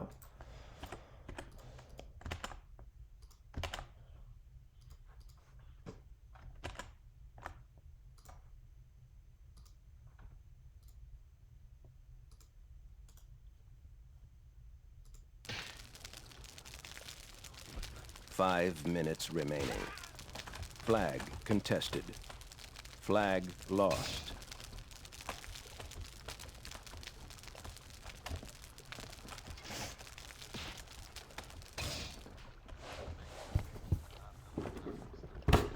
Flag contested.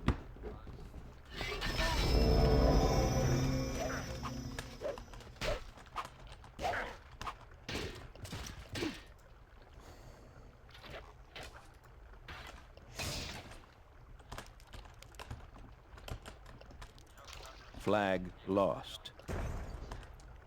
No, I don't. Yeah, I would I would hope so. We are way better strategists than we were back then. Yeah. Well, I would have thought that. How did we play? I would have thought what you did in this game is still how we similar to what we would do it now. No, what was different? Contested.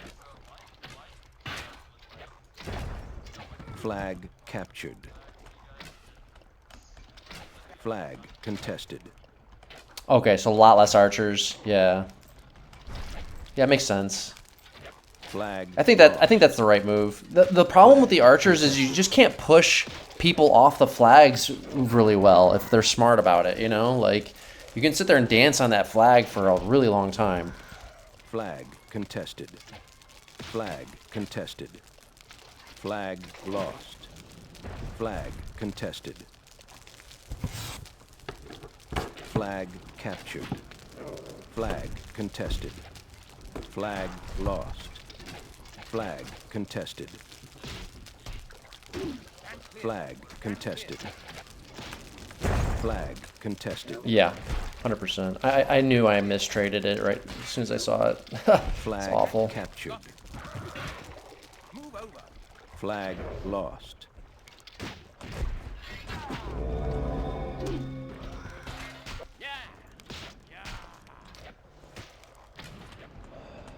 I'm having some monitor difficulties I'm trying to fix. Contested.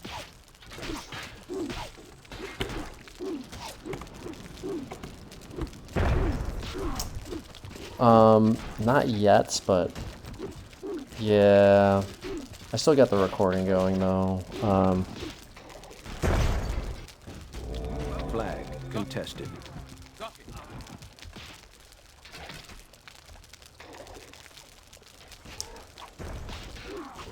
Flag contested.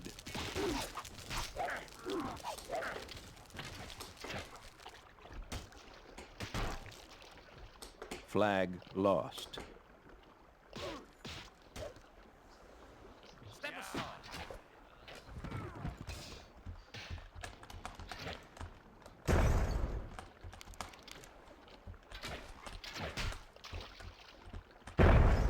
Sam did a really great job. Sam might be our Flag well. contested. Kroon was MVP, I guess. Flag last. Well, captured. Sam just didn't have a big role last game, I think. But Sam MVP Flag for us this game. contested. Keep an eye on him. I think Flag he had a really lost.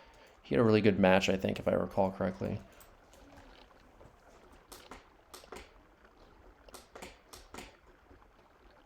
Flag contested.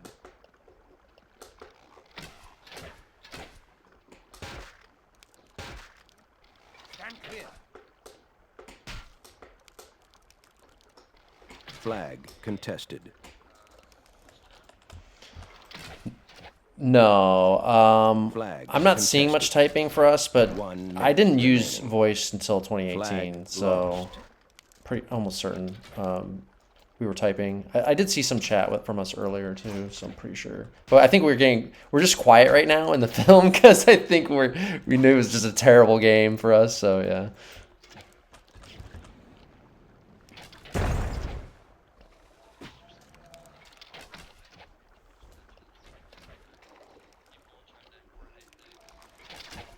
Thirty seconds remaining.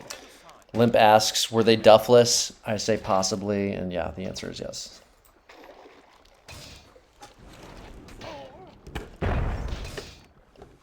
Flag contested. Flag captured.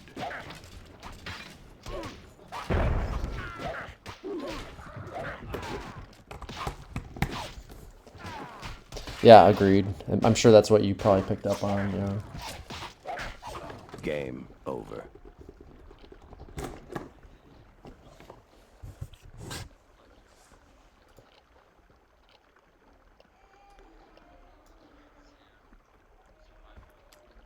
Yeah, I set up my players for failure. It's like this is the type of game that's 100% on the captain. Let me fix a couple things real quick.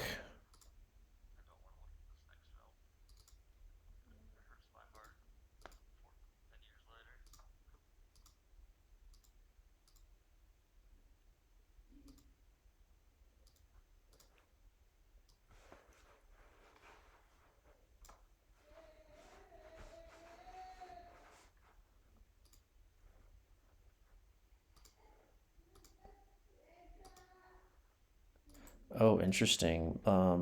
Trying to start the stream and it won't let me. Hang on.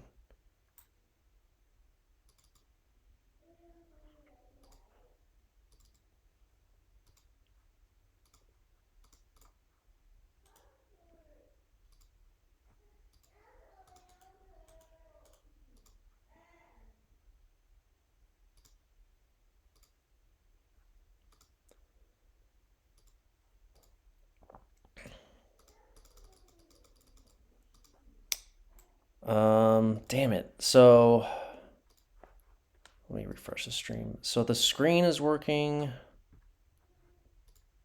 and let me crack this open. I'm gonna open up the next game and see if the stream is okay. I think we're in business. Almost. Oh shit. Hang on.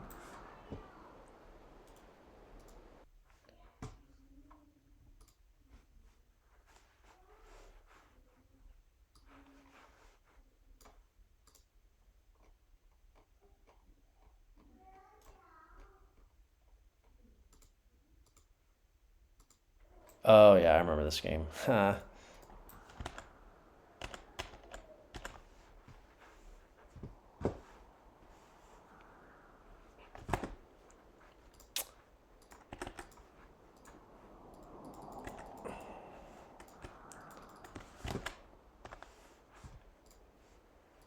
Oh my god. I almost had it working. Hang on.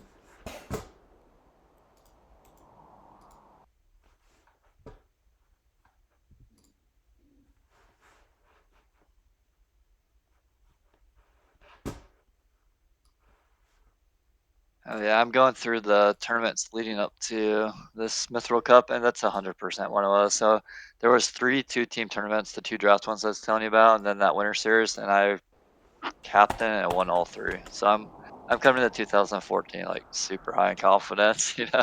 So does that mean you beat me in one of those draft tournaments? You must have. I don't know. I don't know if you participated. No, not sure. Go through this. No, I beat a pair sled team in one.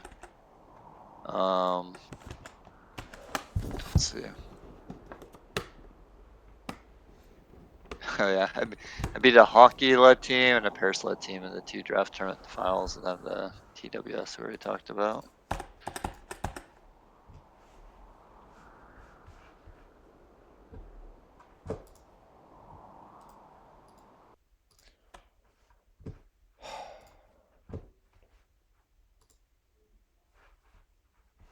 Having this really annoying problem where Myth wants to start on the wrong monitor every time, and I can't move it over to the other one. I'm not sure why. God dang it, man. You can't just change it to Windows mode and drag it to the monitor you want it on. So I do that. When I start the film, it switches to the other monitor. It's super weird. Weird. Yeah. That is weird.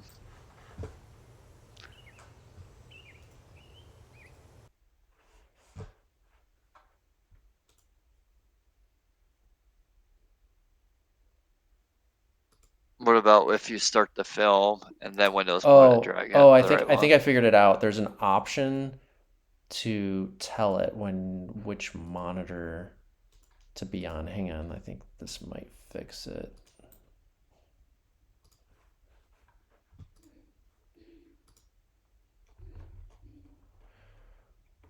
It's kind of a silly option, but whatever. Should just like be able to drag it wherever you want it and stay there. Okay. Hey, Eureka. Okay. Should be good now.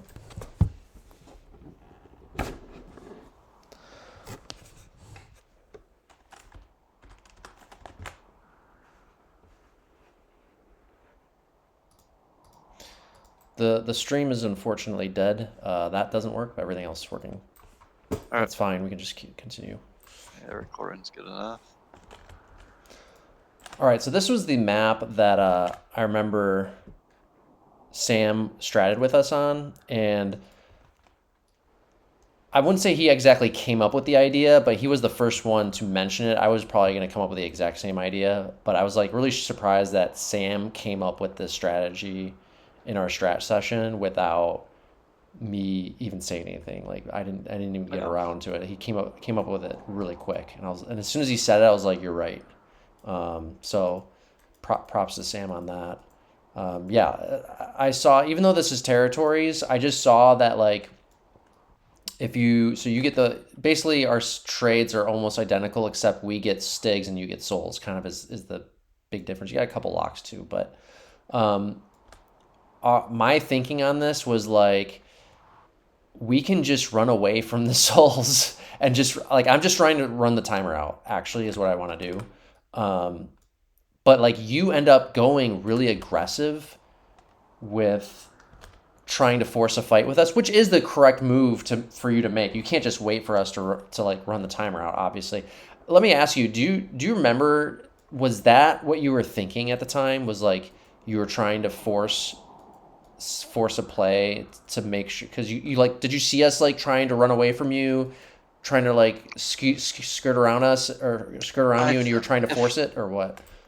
I believe so. I think we remembered seeing your like all your Stigs, and it's like, okay, they had a completely different trade than us. They have no Souls, so like we can't slow play this. Like, all right, we got to force the action based on the difference in unit sets. In hindsight, looking at this, and I realized it very quickly after we played you guys, you just talked about how you lost your team game pretty much based on your unit trade / strategy.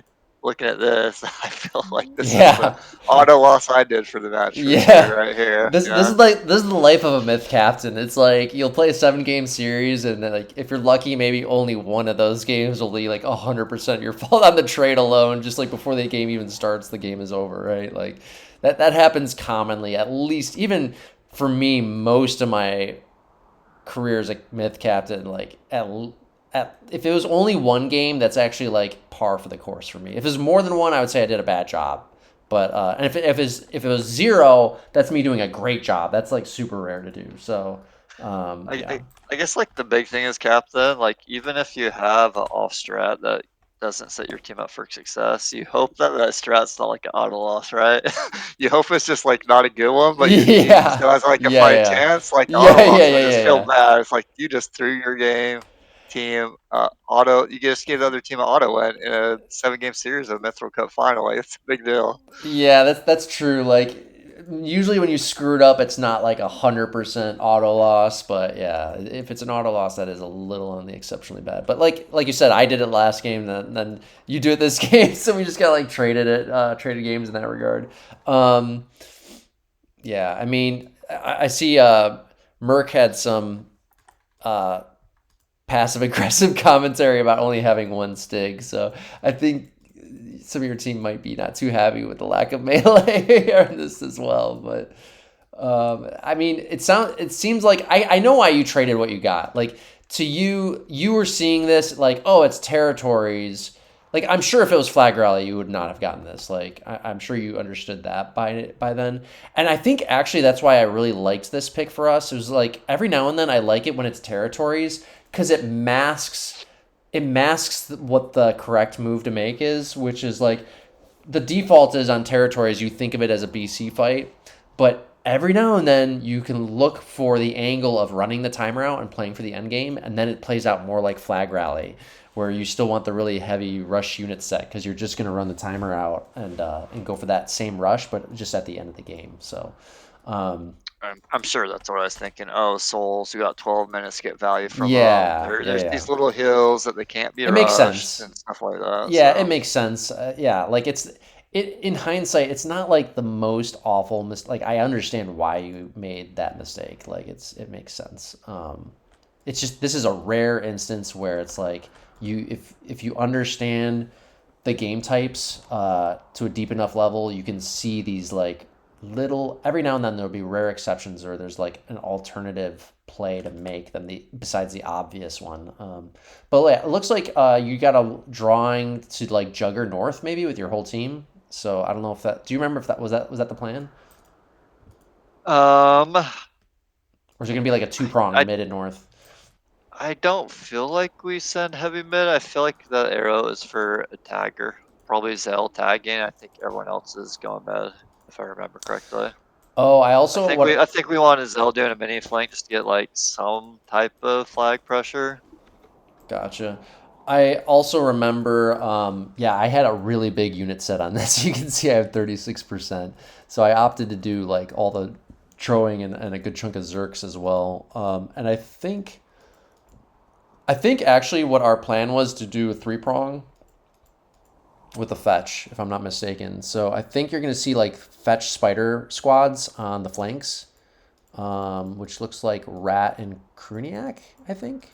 Oh, Shadow might be too. Okay, Shadow might be in there somewhere in the mix as well. But yeah, well, and then you see Sam.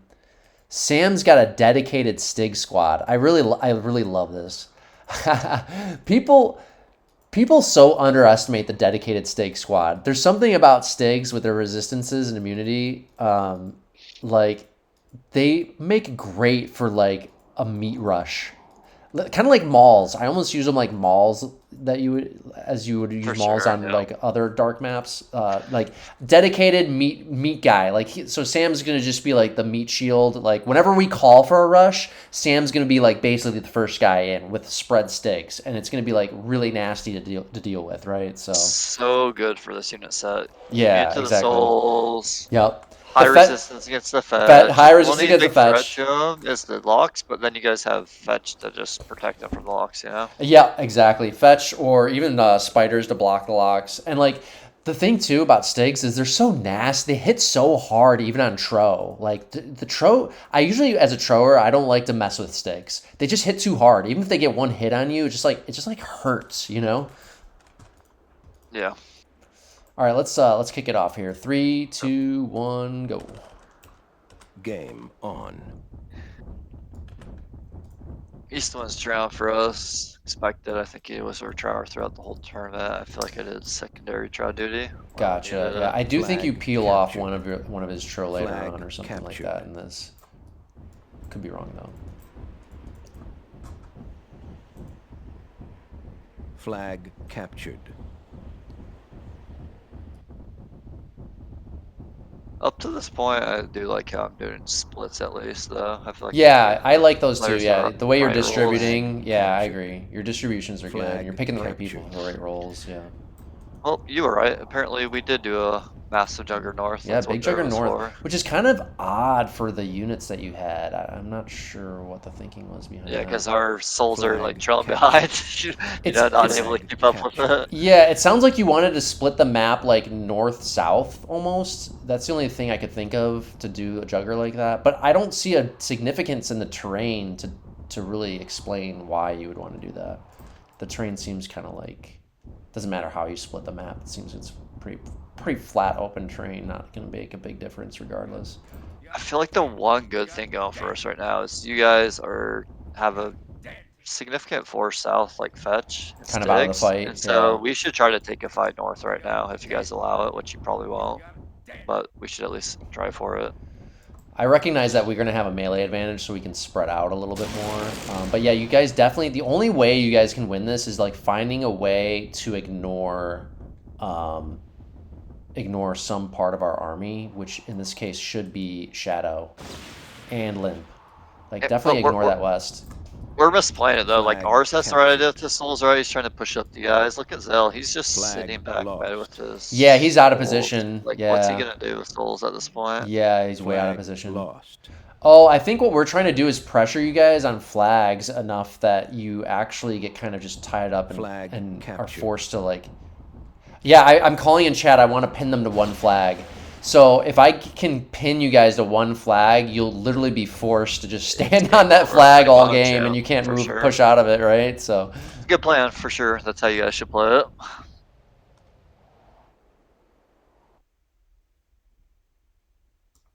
yeah, now I want to be careful that we don't get pinched in this corner. So I want to keep moving around the map. Flag captured. I feel like Shadow made a mistake right there. Or is that Limp? It's Limp and Shadow.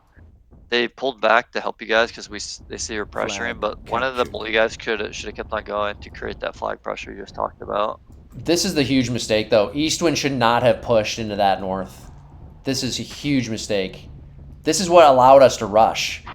As soon as Eastwind left, I was like, oh, okay, we can rush now. I agree. He shouldn't have done that. What he's gonna agree. do? He's gonna run into a bunch of Stigs and spiders. It's like I take blame for this. This was me. I mean, not just the trade, but I made You called that call? Yeah, Okay, yeah. yeah. So it's like I can't blame them. yeah. But yeah, definitely. I love that we made that call, the right call. Seeing that opening, we knew exactly what to do. I like that we made that call. I feel like a lot of people, they don't know when to make those ballsy calls, you know? Like, sometimes it's just, like, obvious in your face like that, so yeah, like, Eastwind got the kill, but look at all the damage he took, and, yeah, obviously your team's Flag dead, so. contested. I feel like if that's the call we're gonna Flag make, which I captured. made, I should have set up way better. I should have had our north retreating like way before we tried to pull off from north and try to make that play. Your souls Flag had to be in, like, lost. razor sharp position, too, to, like, defend our Tro, and they just weren't. They were. You had ours was the only guy in correct position, and even his souls were a little too clumped up. Like, Zell was not there with you guys. Zell was kind of out of the fight the whole time, which is why he's the only one alive right now, basically. So, and yeah, Eastwind's push did not have any like RD support behind it really either. So Flag lost. Flag. yeah, it lost. looks like you guys kind of panicked there, and we're just like trying to force something. I think if you guys had just, I think This game didn't have to go like this. Actually, you guys were still, despite the trades, it's hard to say how this game would have played out if you guys didn't make that move. Because if Eastwind's Tro had just stayed with your souls and your souls actually properly lined up and tried to BC fight us, it would have been a much tougher fight for us, and we probably still would have won in the end. Yeah, that's just too many stigs to deal with. I think too many stigs to deal with, and we were gonna run the timer out in some kind of way, but it would have been a much closer, tougher game for sure. The one thing I don't like that your team did, like, I mean, you guys dominated the game, but like what you're saying, if he didn't pull off, we kept north. Like, I don't know why your south guys were doing the right thing, right? Limp and Shadow were pushing, getting that flag pressure, and for whatever reason, both of them decided to stop and not put the flag pressure on anymore. Yeah, I agree. Like one And one could have came back, but one league I need to continue to put that flag I pressure on agree. us. Yeah, I don't know why they stuck there either, because I told them I want to pin them to one flag, so I was telling them to get flags, and you're right, they kind of stuck in that west. There wasn't even any flags there. It was like just west of middle, and there was still like 3 more flags to go tag, and they weren't really going for them. And they were like wide open too, so yeah. Totally agree with you on that one. I was calling for the pin them to one flag, but I don't think we were gonna do it because they weren't doing the right thing. So I think you guys had to like kind of just walk us down with like a big soul line and just like slowly walk us down. There's plenty of soul hills still on the map that you could kind of like move from soul hill to soul hill. I don't think we would have ever been able to like rush cleanly away from any soul hills or anything. So Yeah, you guys would have just needed to run the timer out and play the flag, yeah. yeah. All right, next one. So the score is 2-1 right now. Yeah, can't really give anyone MVP on my team. I give myself the LVP, like I said. The LVP, yeah. I feel like this is a good map for my team. Another Yeah, light I map. agree. I like light maps for the team I have. Yeah, I would favor Tro maps for us probably. I mean, yeah, you got you and Eastwind, but up against Crun and I, it's still tough, right? So, and even Sam too. I forgot about Sam. Yeah, this is CTF. Yeah, so I get archless. Yeah, okay, you get archers. Yeah, this is a tough gamble to go no archers on this. I don't think we would do no archers on this. We would do our standard 1 archer squad with the slow push probably on this. Now, this is a little wide. You have to be careful that flank doesn't get caught out of position like it can more easily on Kadarn. I think it could happen on this too. It's big enough, but probably still viable, I think, to do that strategy. Especially if the other team doesn't know, like, they don't know how to play against it, so.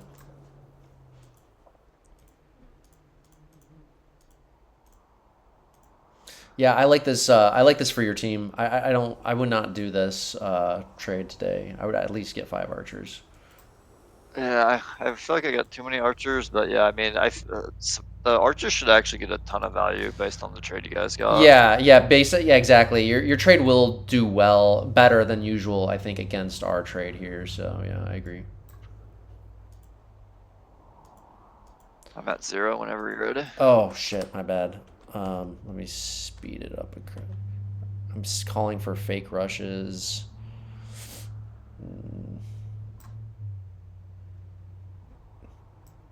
Yeah. Just camp flag. Oops. I'm at 1357. 57K. Yeah. Let me get there. I'm there. All right, 3, 2, 1, go.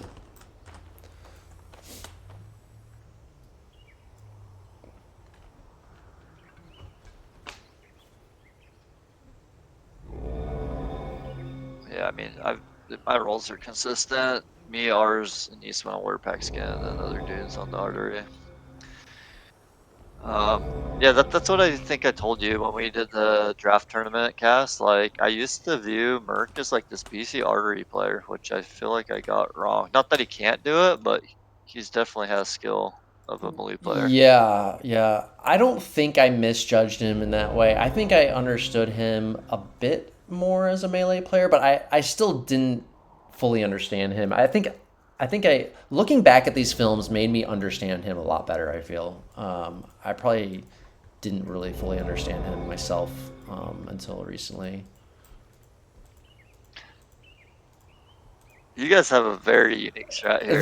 Very What's heavy. happening? You This have a is huge defense. This is such garbage. I don't know why I did this. This is terrible. Like, this is way too much defense, and like this Jugger Warrior pack is just gonna get stuck and stonewalled by something as soon as you guys adjust to it, and then we're gonna be stuck and get pinned to our flag. Like, this is like, I already can see what's gonna happen. This is awful. So.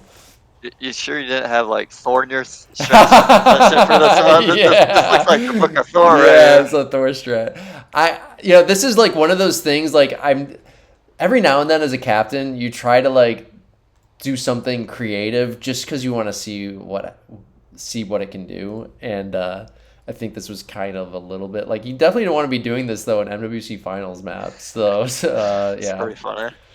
This is awful. Yeah. So this is like another one I shit the bed on. So this is probably our second loss right here. I actually I enjoy seeing the mistakes that I made. It's kind of funny to like just laugh at how awful it was. We'll see how we react to it. I mean, what I would say, like, what my team should do is we should just shadow all your warriors with all warriors, and Exactly. push our artery towards your flag, right? Exactly. Once we get scouted. Yeah, like our flag D, like as soon as you put like one archer on our flag D, like our flag D is gonna be like So much panic damage. mode. Yeah, it's like gonna be panic mode. Like, oh shit, this like 50 points of flag D can't deal with this one archer. I'd say we're not playing it right yet, because No, all of our arteries, our whole team's shadowing your back right now. Yeah, but there's plenty of time on the map, and Sure. it's not like we're doing anything else with our other units, right? So it really, it's not going to matter in the end. I think it's totally fine what you guys are doing. You just need to stonewall that warrior flank, and then yep. What did I say? It's gonna have to turn around and get stonewalled. Yeah, I knew that was coming. I'm calling for just run the timer out. Was I playing for a tie? I don't know. I don't get it. I never play for a tie like this. This is crazy. That would make the most sense to me with your strategy. Maybe that's what you're thinking. You guys are up in games, put a tie. We have pressure on us now. You know, a tie is like almost a loss for us at this point, getting this late in the series. So maybe, but still, you know, usually just play to win. Yeah, I'm not striding for. I think maybe I'm waiting to like pull the trigger on a thrall rush somewhere. I don't. That's the only thing I can think of. But like, why would I have them camp right at the flag? They should at least be like as far ahead as they can get, like hidden behind some trees or something. For sure. Yeah, this is just awful. Was this 2014? Jeez. Yeah, see, that would actually be an interesting approach to your strat. If you did the massive water flank just to distract our team so it gave your thrall time to march up flat field before we got damage on them, that would have been interesting. Yeah.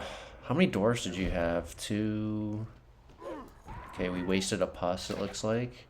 Looks like you had 2 dwarfs. I mean, we would have to get your dwarfs down. But even then, like, the map is big enough that I feel like even with just archers, like, you'd be able to just put so much heavy damage on our thrall trying to march across this whole map.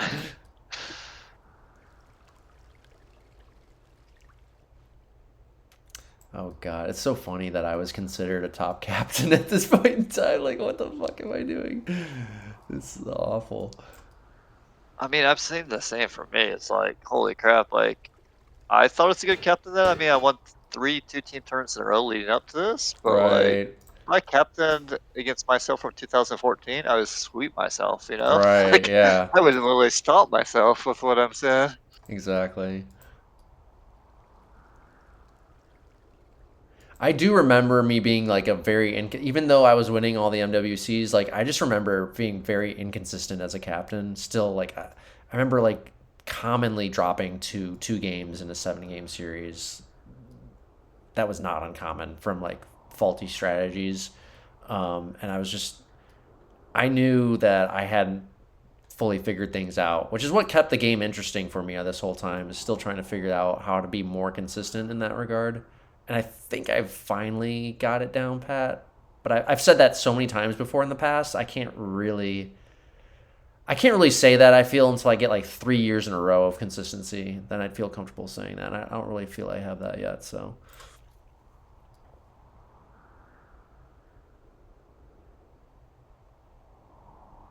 Yeah, the last 2 years that we won, I think maybe fairly consistent, so yeah. I was gonna say you guys are just pinning yourselves to the flag and like Oh yeah, I've 100%. lost, but I mean at least it's that Sam. At least Sam's like trying to make a offensive move now because you can't just sit on the flag, right? It's like an auto loss. So at least Sam's like realizing, or I don't know if someone told him to, but like okay, you need to attempt to make offensive player. The game's just like over. I think I finally know what our move is. Like, at least I'm understanding. I'm trying to play the game type, although it's like, God, that's like an awful way of doing it. I think what's happening here is I wanted our warriors to be able to break into your backfield to put pressure on your flag, and then I was going to execute the Thrall Dwarf Rush. That's what I was looking for, I think. I think it was poorly executed, but I think that's the idea. Dantski is the first Archer player to engage offensively. That doesn't Your surprise guys' me. team, yeah, exactly. It does surprise me. I mean, he talked. He's about always that in the when he right was on the position. podcast. Yeah. He knows how to use those archers and get value. Yeah, I agree. I do agree with that. Yep. Super smart player. I'm in trouble in the south. I'm getting kind of pinched. I'm probably just gonna push through. You're getting pinched by archers. Yeah, pushing, through yeah. pushing through is like the right plan right now. We Definitely, got yeah. our I should definitely just push backside. through. Yeah, and I know I wanted to get pressure on your flag. That's like, in some kind of twisted sense, I wanted to bait your team to move forward so that my warriors have an easier time getting around you. But I'm pretty sure I'm gonna execute a Thrall Rush, if I'm not mistaken, at some point here. Okay, I'm glad I said that in chat. Push their home archers. Don't fall back to ours or to our Yeah. flag. Yeah. If I was the one making the calls to chase those warriors with archers, I'd freaking hate myself. At least I'm making the right call to what they should be doing. Limp trying to just kind of distract. He's the only war pack that's stuck behind. So we're going to have to... Okay, here's the Thrall Rush. Okay, I was waiting for the right moment to do a Thrall Rush. So now I'm calling for it, which I think is correct. You have enough D to hold us. It's a little tight. It's a little tight for you guys, honestly, on the D, but we need to try to fight on the flag, not before though. Yeah, oh, 100%. 100%. Especially because you're... I dub plus on you, and you stole it. That sucks. That's a big win for you guys. So you got 3+ to my 1 now with that. Which is why you used one offensively. And I get a few warriors. There's going to be a few warriors that go down there. I like that. 5 minutes remaining. Yeah, still got 2+. So getting good value. Yeah, your flag's in a little bit of trouble, I would say. Just a little bit. Here comes our Thrall Rush. Man, what are my Thrallers doing? Oh, Kroon's trying to save his Dwarf. Oh my god, I hate that his Thrall backed off. I like what Limp and Ratking are doing. Oh, the Thrallers, they keep backing their Thrall off, trying to save their Dwarfs. I hate that. They need to go in. Yeah, those Dwarfs aren't living with all those archers. Yeah, you can't... You just throw the... Oh, man.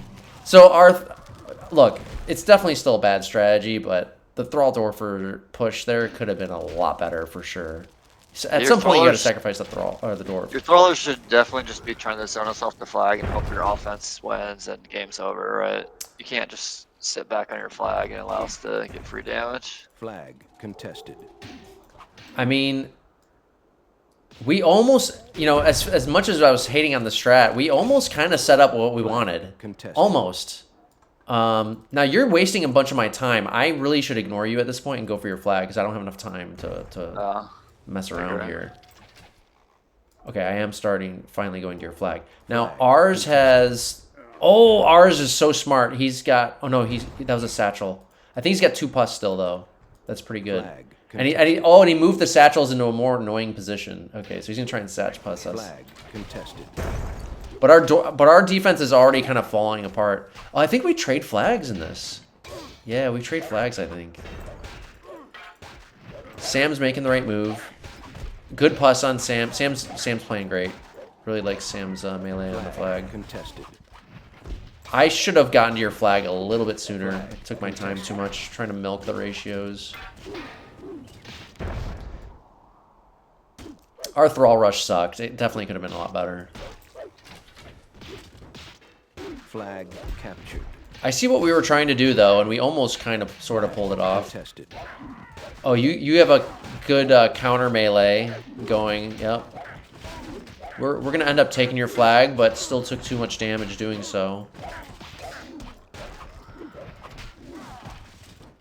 2 minutes and 30 seconds left. We'll see if we're actually able to get back the flag or if this is a tie. No, I'm pretty sure you guys. I think you guys. Oh, actually, I don't know.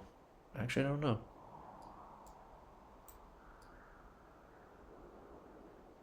I mean, the only units close to your flag is mine, who's being chased down by Puzzle School, so I might even die here.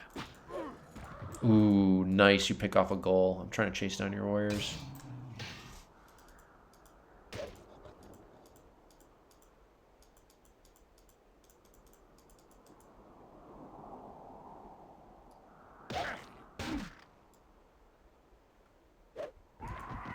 You're doing a really good job defending those goals. You could have easily got run down there.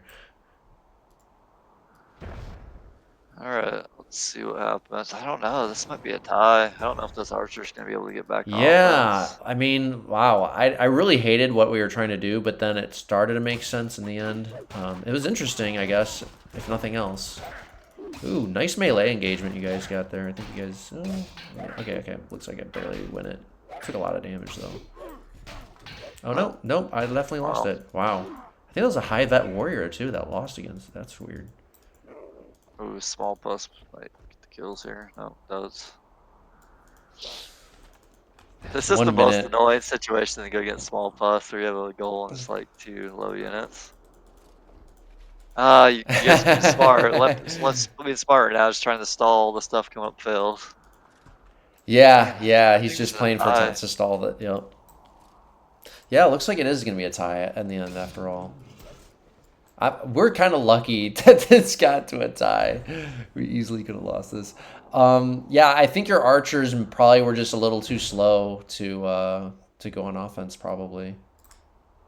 And also, Yeah. I didn't like how your archers were split up. 30 seconds. Like, I would have liked to have seen them Sure. all together, middle, you know? And then they could have Yeah. backed up together to not get surrounded as easily.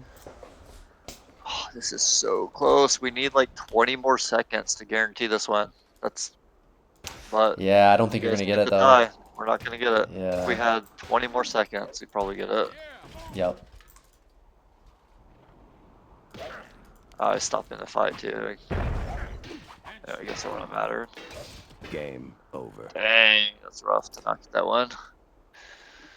I can see what I was trying to do. I guess it wasn't as bad as I thought. I thought it would have been an auto loss, but yeah, that's...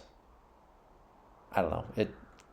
That's still not the strategy I would do today. You can sit there and like want your team to execute it better all the live long day, but at the end of the day, if it's difficult, the strategy is difficult to execute, it's probably a bad strategy. So every now and then I'll run into strategies like that where I like try to come up with this really esoteric strategy that it's super niche and it's got to be executed in such a perfect way in order for it to have a chance of working. And whenever you run into a situation like that with your strategy, you know it's a bad strategy. That is not a great strategy. Should not be difficult to execute like that. So I wonder if that's why I chose Barbarian Valley Capture the Flag in Sudden Death in 2018. Because of that game. oh, because of that game. Oh, Maybe. interesting. I don't know. Wait. No, it was territories, not to capture the flag. Oh, was it Territories? Yeah, it was territories. Yeah, weird. We ran the timer out. Yeah. Okay, so this is what Arcane Haven? Is that what this is called? I think. Yeah, this is the first time I was introduced to. That's right. I was gonna say I think it was like one of the first times. Yeah. Really like this So map. this is made by Kryptos. Really, the intro music is a little loud, but other than that, it's good. Yeah, this is a very popular map. This is very well liked. Very unique. Sort of like my trade. I mean, in hindsight, I would not have got that many locks. I would have got even more malls, but it's okay. Yeah, this really reminds me of Desert Ruins. I hate my trade. I would go heavy mauls on this and little to no souls, and you can go really heavy mauls on this if I'm not mistaken. So I would play this like Desert Ruins. It's a very similar. It's in fact the exact same set of units, just in different quantities probably. But it's still 3 Tro. It's still 27 Myrk. That part's the same. It's still Morts, Locks, Mauls, and Souls. I would play this like Desert Ruins, which means like probably basically means max Mauls and like 2 Morts. You know, if there's more points than that, then maybe like I don't know. If there's still a lot more points, maybe more Morts. I don't think I would get locks. Maybe 5 or 6 souls at most, something like that. I definitely would not get locks. I think locks is a huge mistake on this. We both go with the 3 trail split. Oh, interesting. So it's a rare time we see Arzenic on trail. That almost never happens. Yeah, interesting. Yeah, that is interesting. See, a 3 Tro split would work even better with max mauls and like 3 morts. You could put 1 mort and a section of mauls on each of the 3 flanks. It would work beautifully. And just set up Tro RD pushes on all 3 sides. That's if we're gonna do 3, like I didn't understand Tro RD pushes very well back then, if at all. So I'm curious to see how I would want to see RD with each one of those Tro for sure. So I want to see the RD pretty evenly spread out at that point. I actually like your trade better than ours, and so if we do end up winning this, it's going to be a very difficult win, I think, for us because I think your trade's better. Chron's first appearance too. Looks like we benched Zell for this game and put in Chron. Oh shit, Chron too. Yeah, your team is stacked. Damn. I totally forgot that we played down a player this one too. So MWC 18 wasn't the first time I played down a player in the finals. It was this year too. Interesting. I feel like Ska was on your team this Smith World Cup. Yeah, he was 100%. Yeah, Scott was on my team, and he did show up 2 or 3 matches at least. He just couldn't make the finals. So, and Sam didn't show up all tourney, and then finally could make the finals, so it worked out. I mean, shit. The finals might have turned out completely different if Sam didn't show up and Scott did. Like Sam had a huge impact for us on the game. So, yeah, you ready to start it? Yep. 3, 2, 1, go. Game. I really like your trade on this, honestly. One interesting thing I've seen about my trade I didn't notice before is I got 2 whites, which it's a little awkward. I'm not sure why I went for whites here. I guess you're trying to sink them in near the bridges. Yeah, you must have tested. But that's hard to get them that weird. far out, right? Without sure. them being seen, and it's gonna be easy to pick them off. So yeah. God, I hate my strat on this. It's just awful, man. I am such a different captain today than back then. Holy shit, I would never do like the mixed blessings game is maybe the only thing that I liked really. Yeah, I don't know. That's definitely a good one. So something about this, like. You guys end up winning this game. And I think this was played in another Myth World Cup. I don't know if it was finals, but it was an important match. And I freaking copied your strat that you did right here. Oh, that's a big mistake. And the reason I copied it is because you beat me with right. it. Right? I'm guessing it didn't turn out right. Right? Yeah, I didn't understand at the time that, like, I just didn't understand the game as well as I understand now, right? Just like, yeah. So. What year was that you copied it? I'd have to go back and look, but okay. it was it an NWC or something else? Yeah, it was Smith World Cup. Okay. Flag captured. Yeah, that's so funny. You and LSO both. Every now and then I can see you guys copy some of my really arty heavy stuff, and I'm just like, that's a big mistake. Eastwind gets a clean pick off on Flag captured. Either Sam, I think it was Ratking's lock maybe. The Souls were not in a good position to defend it. You guys are making a smart play right now defensively. You see Eastwind's extending your backfield, so you guys are doing a ball falling back and trap, you know? Like you got Sam and yes. I don't think call we by get the Sam to call. do I don't this. think we get the kill. I think he gets away, but Really? it is really He's, like, close. in a bad spot. He's gonna get He's some getting- kicks. Yeah, he's gonna lose some Myrks, I think, for sure, but he gets mostly away. What I really didn't like, although Eastwind did get a lock kill, he got a lock kill that he really shouldn't have gotten, though. What I didn't like about his push is he had no arty support with him. So if you're gonna do, again, what I like about what we're doing, even though I don't like the trade, is that we do have arty with all of our Tro on all three fronts. So that is, if you are gonna get this trade, that is the correct way to play it. Yeah, Eastwind took a little bit of damage, but it's really not that. It's not huge. Yeah, he just lost like 2 or 3 Myrk maybe. So you're trying to sink that white in the west. Oh no! What lever will we do with that white? Right away. Shocker. Yeah, that's funny. Our east is getting around. So, man, we're already starting to get advantageous position on you, I think.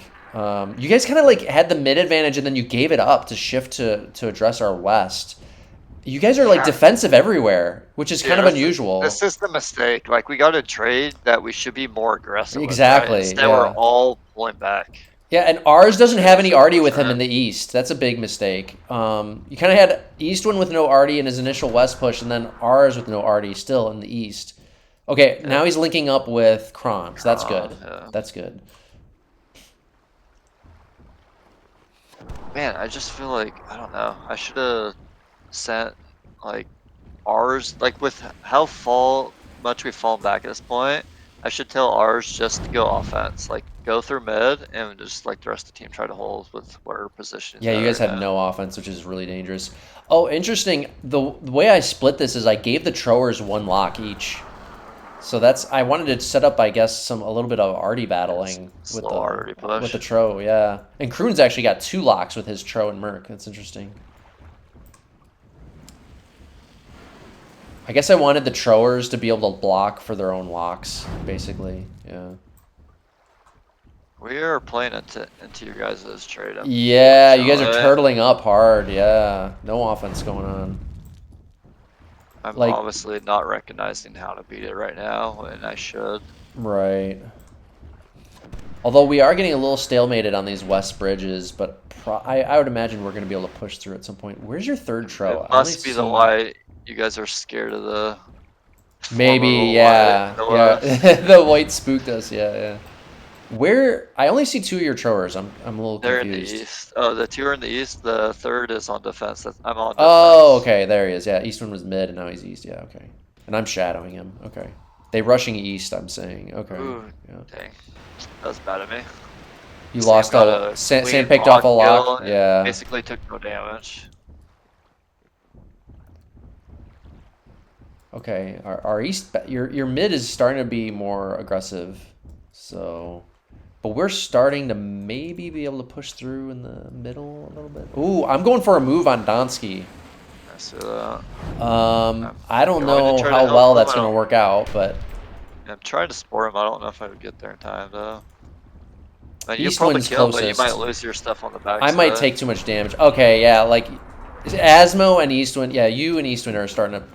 Oh, he... Ooh, he almost uses... Why did I pull out? I should... Why am I? Oh my gosh. Oh, you guys are engaging it good. Yeah, wow, I took damage. There on the souls. Yeah, that was bad by Shadow. Yeah, and I end up taking a little bit of a bad fight. Oh man, then I take some more damage. That was a bad play by me, honestly. I don't like that play. I was trying to force something there. Had no arty support, but I was trying to push my my team through the bridge there, I think. And I think I was also expecting some more arty support from the bridge, which I honestly probably should have gotten from Shadow. I think he just didn't see the play or something. If I had some arty support from the bridge there, I think that would have been a good play, but it didn't work out that way. I really just wish I would tell one of our Trowers just to run through mid and play offense. Right. Allow one of your guys' Trowers to... Yeah, because you guys, like, at this point, we can just run the timer down on you guys, right? You guys have given up all the position, so...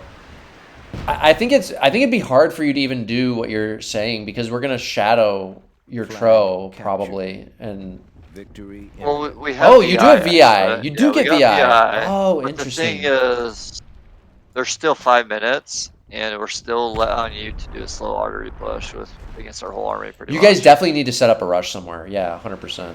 You can't sit here and like wait, because we're gonna milk you guys for like the next 5 minutes with the arty. So 5 yeah. minutes remaining.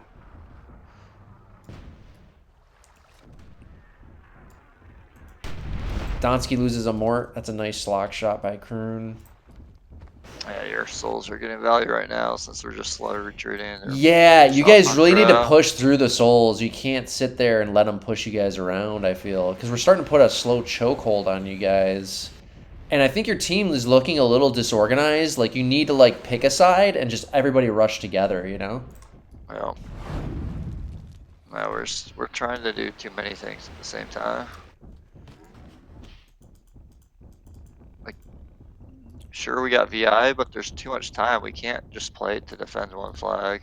Man, we have really good momentum right now. Like, we're setting up Tro arty pushes you can see everywhere. Like, there's arty behind every single one of our Tro. Which, you're seeing some of you guys' arty is in front of your Tro, which is why one just got kicked. Yeah, you see how like our Tro are perfectly in position ahead of our arty in the direction that we want to push? That's like a huge help. Now you do pick off one of our locks cleanly. Luckily I traded for 5 locks, so I have extra, but I still wouldn't do that though today if I did this again.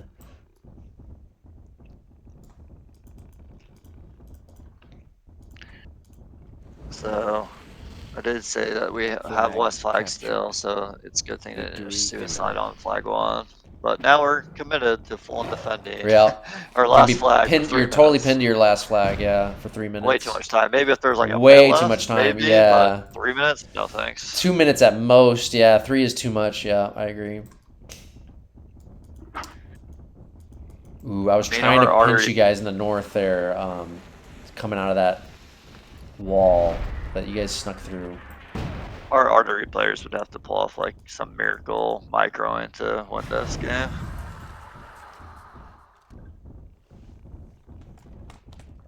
Yeah, unfortunately, like you're starting to feel the slow squeeze of like all our morts and souls are going to get in really nice position here. I'm calling take it slow at 2:30. Well, yeah, we are right on top of your flag, so I guess I agree with that. We have plenty of time. We can. I basically want us to milk the full clock. So. Yeah, just push us on their flag, and then the souls are gonna get auto damage. Yep. Yeah, we only need to worry about melee rushing at the very, very end. Okay. No, why is Limp saying go, go, go? I don't want you guys to go, go, go. I just said slow push. Maybe go, go, go equals slow push? That to me, that feels like fast push. You know what I mean? Okay, I'm calling for a surround. Okay. Ooh, Sam takes some damage.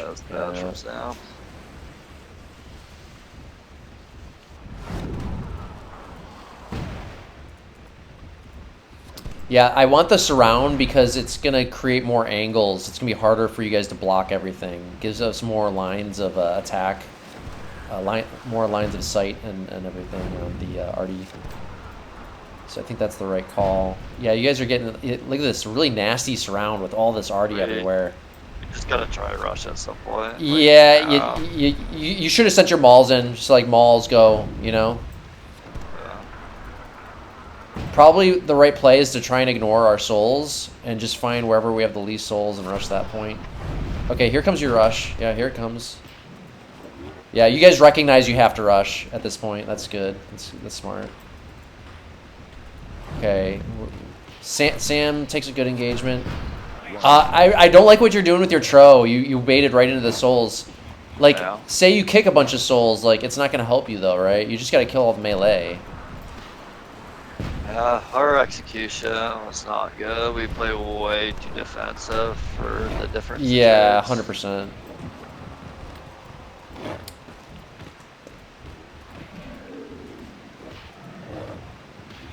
Yeah, definitely some lack of coordination on the team there, despite having, you know, really good players there. Flag captured. But I don't know if that's a function of like already on the 2 Tro maps, you're starting to see a problem with your team on Tro maps. You know what I mean? Like, and it's starting to show a little bit of a pattern. So, yeah, I definitely favor us heavily on the Tro maps.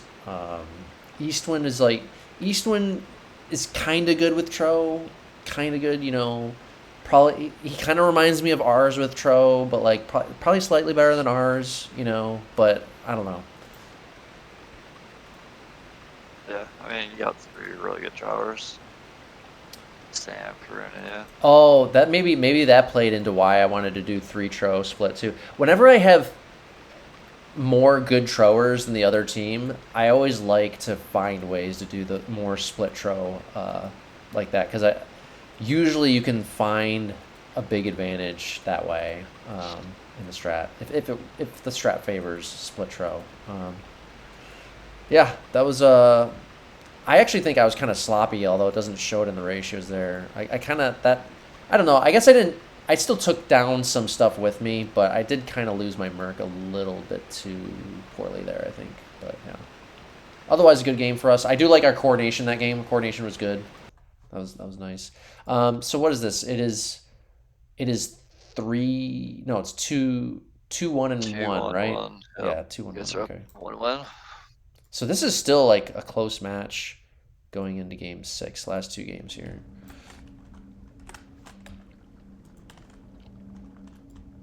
I feel like this is the first time this map was played too. Don't love the map, but Right. it's a new map at least. Yeah, it hasn't been played in a long time, I feel like Probably for a good reason. maybe. I feel like it was played. This was probably around the first time it got played, and then I feel like it was played for several years thereafter, and then it kind of like fell out of favor or whatever. Pretty different trades. Do you go heavy melee? Yeah, I remember yeah. this. Okay. So this is where I recognize, I do like my trade better on this. I do think the Artie is more favored on this. Yeah. Like with your trade, okay, so with your trade, you guys are going to want to just run the timer out and hopefully be able to not take any damage. But the thing is, I think even if you didn't take any damage, the souls are going to be difficult to deal with at the end of the game on top of that flag, I feel. I think this is where the post drama came up. Is we were arguing different strategies, which one was the right strategy regardless of the result. Oh, that's right. Okay. I think we win this game, you guys lose, and you guys were arguing. I think you were arguing for like. Oh, that's right. We lose this No, one. we were right, even though we lost. You had the wrong strategy. Okay. Me Well, and East were they're like, that's BS, blah blah blah. If we lost, there must be good reason for it. So like it's rare for me to defend a strat that lost, because usually if it lost, it's for good reason. Looking at this, I still like my trade better than yours, though. But I'm curious to see what happened here. I think me and Eastman did all the stratting for us. It was just us two, and I think we just tested a lot. And I think we originally wanted to go with souls, but we tried like playing aggressive with them, and we just felt like, okay, we actually can't be aggressive with them because the morts on those hills, they're just too hard to push against. Right, and I'm sure that's what I was gonna try and do with my souls, was be really aggressive with them. My guess. The only thing I can theorize is that my solars might have fucked up the push. Although I'm the soul, I have souls, which is correct. I should give myself souls on this because the soul pushing is like crucial on this, and basically the solars need to be super spread out, and like, because what's gonna happen is we're gonna try and soul push one side, probably the east if I remember. And yes, the morts are on a hill and they can defend, but as long as they only lose one soul per mort shot, because they're sufficiently spread out, the souls should still be able to push through those morts. So we'll see what happens here. You ready to start it? Yep. So okay, 3, 2, 1, go. So on. So yeah, we were having arguments about strategies. That's okay. That sounds about right. That's something we would do. Yeah. That sounds pretty accurate and not surprised. That's what the beef was about, Although, strategy. really curious to see how I feel about it here, like 10 years after the fact. Like, totally different eye for the game now. So, I don't know. We'll see. I can see why it's a bit controversial, especially if you guys won. So, for some reason, I thought we won this one, but I guess not. I think we won. For the viewers, by the way, the merms on this are special. They're myrmigas, so they're very strong. They can, every unit they hit that can get pus, that freezes them. They're the same otherwise, just the pus attack is what's different, is that right? They're Yep. same as merms otherwise? Yeah. Okay. Well, these might be able to go underwater too. A normal merm can't, right? Captured. No. Yeah, But there is feel no like water these- on this either. But because Just it's like on a the gas, side, so it's like but- like a gas where it can go underwater too. Okay. Yeah, I'm pretty sure it can go in the deep water. Interesting. I'm not for sure, but I guess we'll see. All right, so where am I? I'm middle. I think I'm middle for now, but I think I want to shift to the east later and kind of throw you guys off and try to do a big push there. I think I'm like hiding our big push that we're planning right now. Lost. So we recognize no souls, which I did not expect, I don't think. Just very, very, very boring. So, okay, I will just say this about this one. You might be right. We might have lost this. I will just say this, though. It's really important for your trade to not let us up on any of the hills. If we get even an inch on your side of the map on a high ground that we can hold, you guys are screwed because it'll be so much easier for us to push that side with souls. So No, I agree. Like that's definitely your win condition. We can't make those mistakes. We gotta play clean on the defense. If you win a side, then our whole strategy falls apart. yeah. I mean, we are just straight up camping. I think we recognize That's the right play. condition when You we guys are see playing all it the right. souls. Yeah, you guys are playing it right. You just gotta sit there, hold, and run the timer out. If our souls get no value until the very end, then it's probably bad for us. Yeah. There is a lot of stigs on the map. So that's enough to maybe hold off the souls. Flag captured. Wait, did you guys not max fetch? That's what Dak's saying in chat. How many fetch do you Oh, guys have? yeah, we didn't. Yeah, interesting. 4, This is a really different kind of trade I tried to do here with not maxing so fetch. max is 7. Normally you Yes. max fetch, yeah. Traded for 3 less than max. Oh yeah, so your whole strat's all in on the souls winning aside since you didn't go max fetch. Yeah.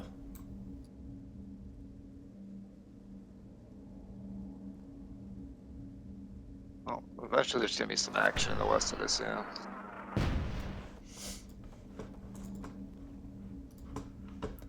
I would assume that I realize that we can't just wait for the timer to run out. Like, I think we're gonna have to make a move here.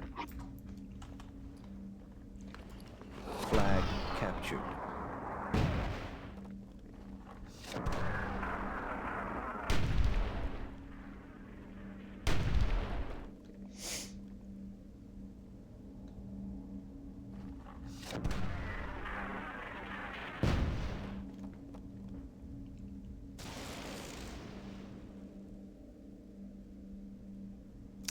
I mean, you might be right. I can see why we argued about this. It's part of me is still kind of like I think I did a soul push one time on this map and it worked really, really well.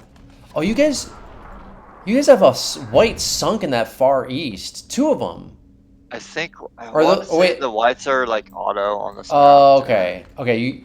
Okay, even though it says your you name guys on should be them. aware. Yeah, you guys should be aware. Yeah, see, you find it. Okay. You didn't trade for those whites. Oh wait, you did trade for them.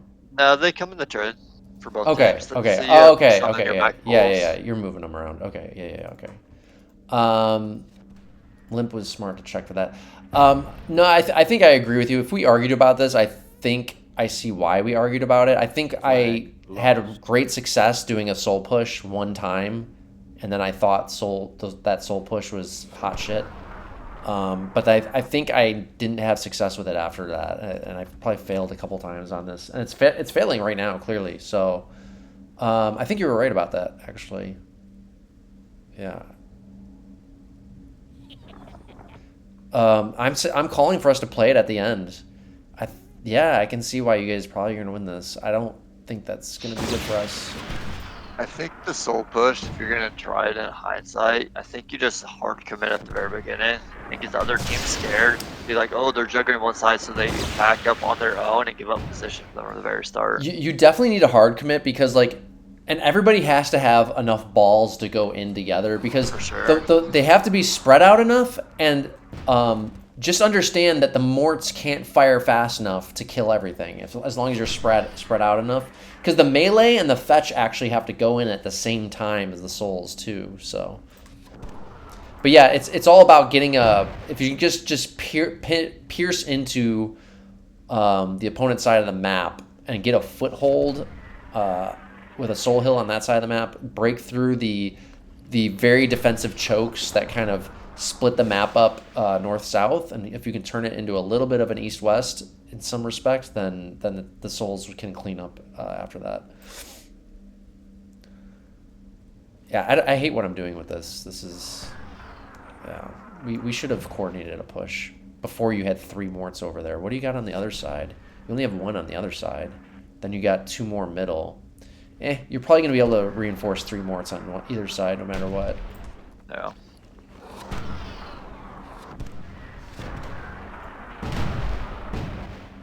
Man, this is a boring to watch. Yeah. Not exciting, yeah. Limp's doing a little bit of fancy soul work here, but he's about to lose it. Yeah. 5 minutes remaining. Yeah, no, I don't think the soul push can work on this. Even if we get a foothold, the thing is, with the melee advantage that you have, you can still execute a melee rush to push us back off. You know what I mean? So, and with additional mort support behind it. So I think actually your trade is correct on this. Yeah, so it's funny how in this match, it feels like we both mistraded 2 games. Like most of the games got mistraded by one or the other captain. You know what I mean? Like it's Sure. Yeah, it's kind of it's a little sloppy.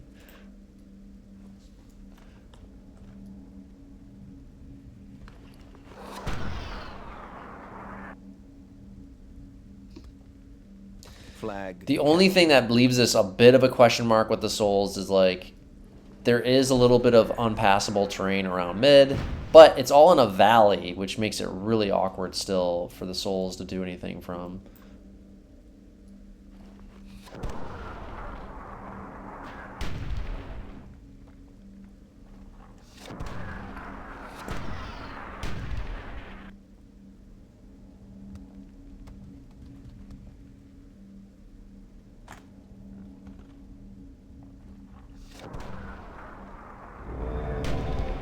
I wonder if Shadow has a chance to push east right now with his souls.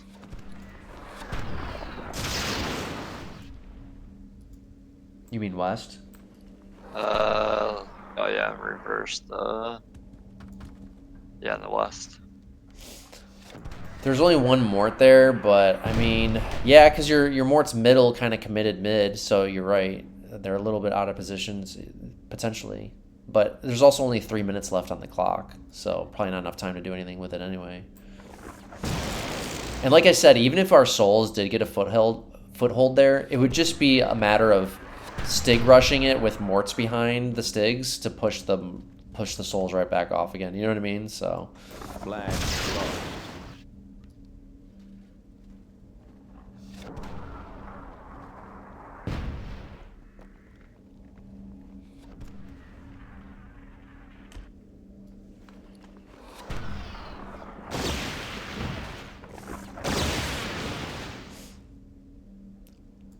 Yeah, this is definitely a snoozer. Oh, Sam loses a mort middle. Chron got a kill. It was the most exciting action for 10 I minutes. know, right? Oh man, this is one of my worst picks that I've picked. Yeah, I guess that's why this doesn't get picked anymore. I think. it's Oh, I remember. Yeah, this is exactly why this doesn't get picked anymore because it always kind of stalemates into this camping. Yeah. like what game type could you even play that's not campy? You know, Right. there's one. Even like King of the Map flag, right? It's too hard to break into the opponent's side of the map. That's the problem. Kind of like Divide, but on like a smaller scale. Oh.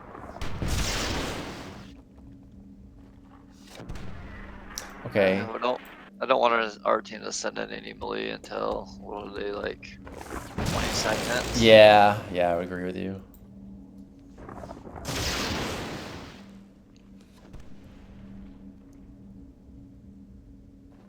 Yeah, our souls are not going to get value at the very end, I don't think.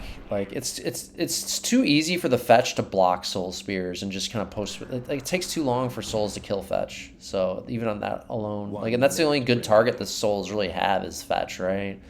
Like aren't Thel resistant to no, it's not Thel that are resistant to spears. It's Thrall Elite that I'm thinking of. But there's only really like fetch and like Thel that are targets on this for the most part. Okay, here comes the push. It's a good push by your team. Flag. Dantski leading the charge. Really nice Flag push contested. by him. 30 seconds. Oh my god. Ratking is not seeing a Stig come around picking off his fetch. Oh my god. Oh, and then a Myrmgas picks off his other fetch. Man, that was really bad play by Ratking right there. It's like two straggler melee just pick off both of his fetch without really any other threat. Yes, one lives, but it's red. One fetch already dead. Oh, gotcha. Yeah, you guys got this. Big clean win, yep. Game over. Nice. I really like Dantski leading the charge there for your team at the end there. He had a really nice melee fetch push, nice and spread out. Good strong push, and ours supported it at the same time too. It was good. It was a good coordinated push there at the end by your team.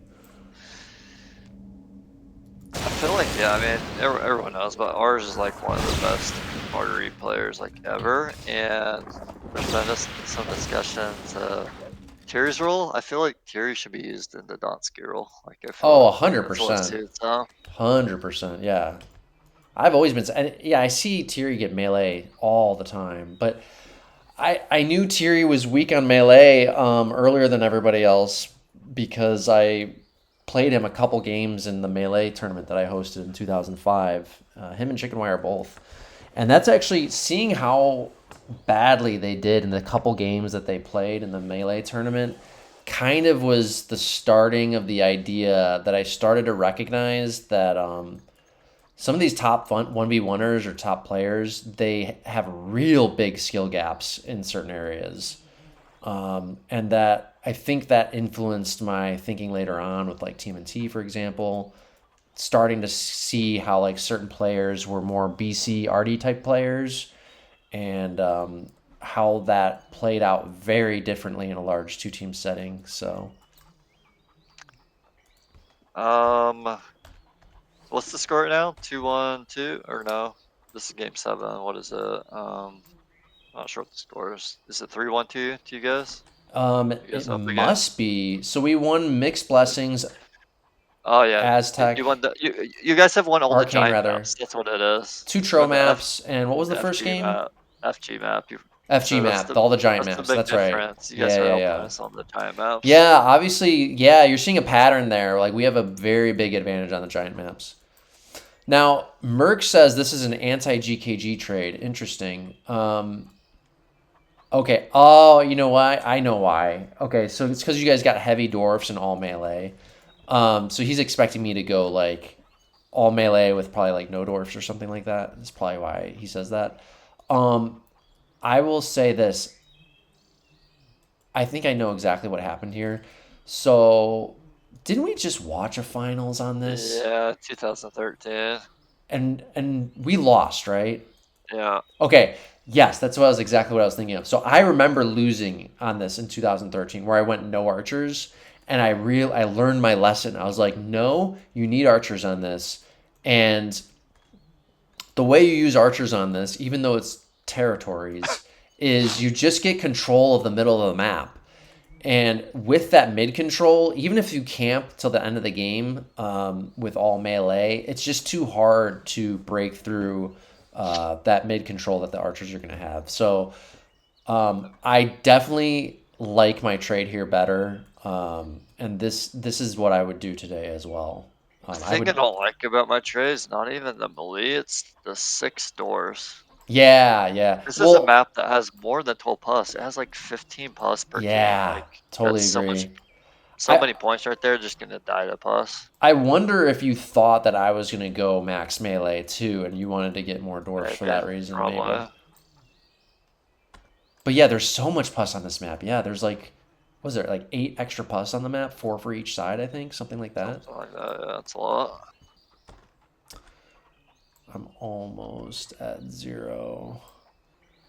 It looks like you didn't even max goals either. Game on. Let me check. You're short 4 goals. Oh, that's horrible. Yeah, I should have maxed goals. 2, 4, 6, 8, 12, 14, 16, 18, 20. There's more than 20 goals. Oh, did I miscount them? Oh, never mind. I miscounted them. Yeah, you're right. No, you maxed them. You maxed them. You're good. Yeah.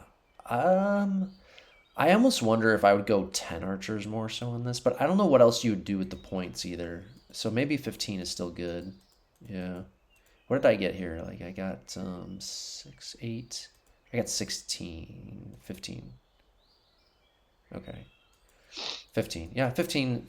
I would do 10 or 15 here. I think 10 is also viable. I'm not sure what I would do with the extra points. It would have to be Thrall, I guess. But so maybe 15 is probably still ideal. Yeah. Yeah, you ready to start it? Yep. All right, 3, 2, 1, go.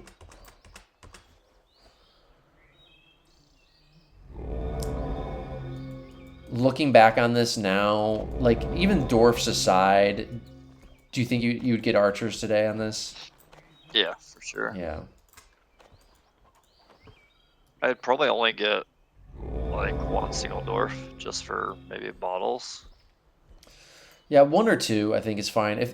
The way I think of the dwarfs is similar to the way I think of Tro. As long as like when you're splitting Tro, as long as there's enough other melee and arty supporting it, you can split it up. So like here, like there's enough archers, thrall, and other stuff that's supporting a second dwarf that you could get a second dwarf and split it off, I think.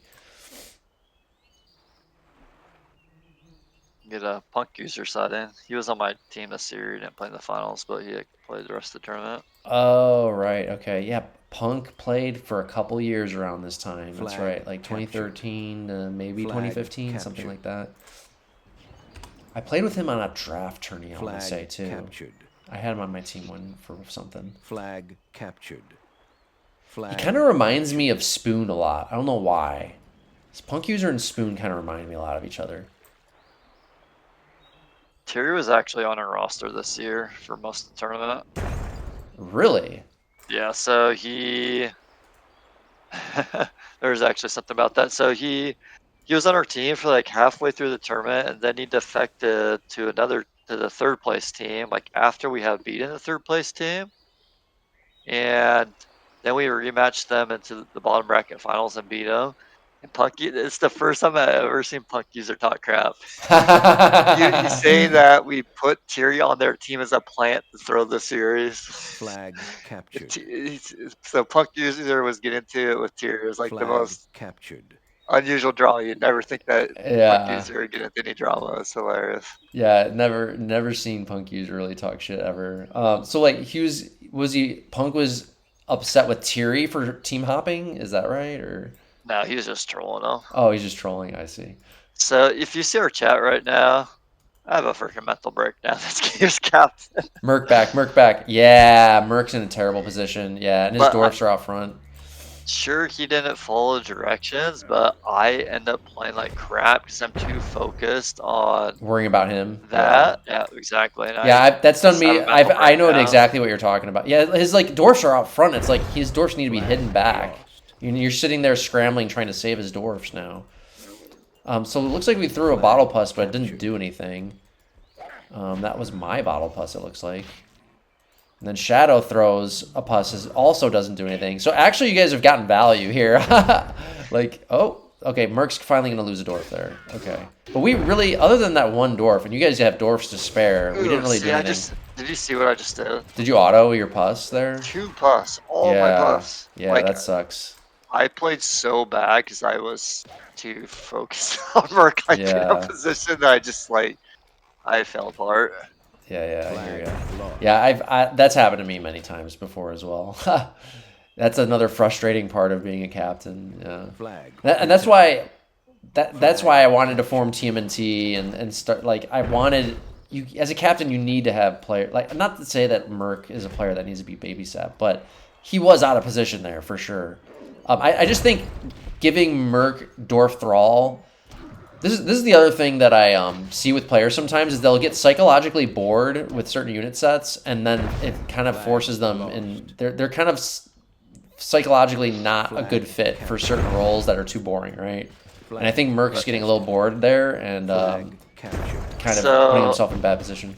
Man, a lot of shit happening here. Holy shit! Chron, did Chron just Satch Plus Limp? Yeah, Bottle Plus, Satch Plus. Bottle Plus, man, that Limp got hit pretty hard there. This is still close. Okay, Shadow's got a good position though now with his dwarf. Myrk kind of got cleaned up here. Flag captured. Our archers are starting to get in good position. Limp kind of died. So I would almost say like Limp kind of pulled what Myrk did, maybe to a lesser extent. He kind of got in a bad position too and died, similar to how Myrk died. So the percentages are just slightly favoring us right now. But you guys are kind of like, you see how you've given up control of mid completely? Way too much ground. Yeah, like you guys are kind of bullied around to your side of the map. You're kind of like pinned to your side of the map right here. We sort of need to swing all our fast melee to the east right now. Yeah, just to get into the back side of the map. Yeah, exactly. Flag captured. You definitely need to ignore our archers and just kind of, well, yeah, you need to run, like, the best play you can make is run the timer out, but even that's going to be difficult, but it's still the best play you can make, I think. But your warriors need it. Your Thrall can hold the home field where you're at now, because they can sink in the water. Like, ideally what you would do is you actually just sink all your Thrall in that water, and then all your warriors, like you were saying, just bust out to the east to just get in our backfield in the east. And then at least you'd be split up on the north and east side. We would still have middle, but you'd be in a lot more better position to try and rush for flags at the end of the game. So that's just the difference in the way I see the game now. Like, to me, looking at it right now, it's like so obvious the plays that I should be calling in game, but like back in 2014, like I'm hesitant, right? I'm like, oh no, we're falling apart. What do we do? Like, I'm not directing the team like how to win the game. Right. I'm focusing on holding West. Like, no, that's not going to win us the game. We need to get on your guys' side of the field. Yeah, when I look at this, it's so funny looking at these finals of like matches that were supposed to be like some of my greatest wins or whatever. Because like this win was like impressive at the time because we were down a player and your roster was stronger. But man, I look at it, it's just like, it's still really just sloppy on my part. Like everything, the calls being made, certainly the trades, super sloppy even. I thought this was like a much cleaner win for us for some reason. It like absolutely doesn't feel that way in hindsight looking at these films. And it's sort of funny like how our memory fails us sometimes, because you remember when we did 2018, you thought you did a bad capping job. Yeah. And then we looked at it, it's like a pretty clean series for both teams. Yeah, I agree. Yeah, I think it's memory, but also different eye for the game too. I think that's part of it too. Dang, we're just like playing it to you guys right now. All slow retreat.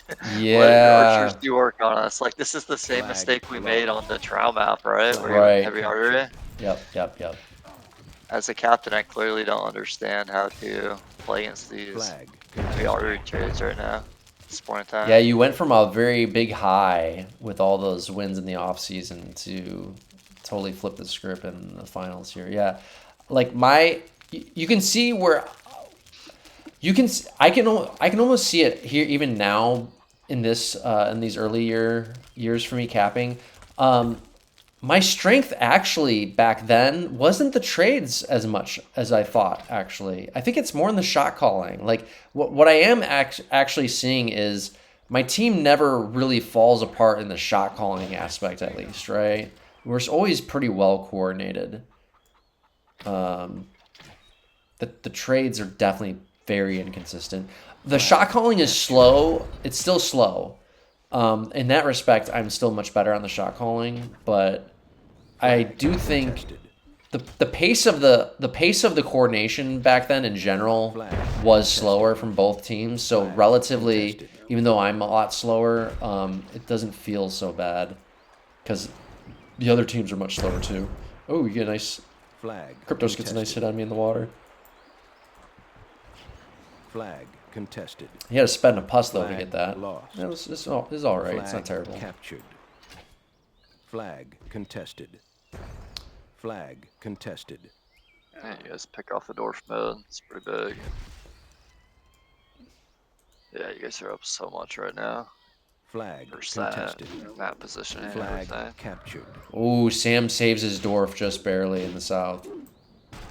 Nice play by Sam.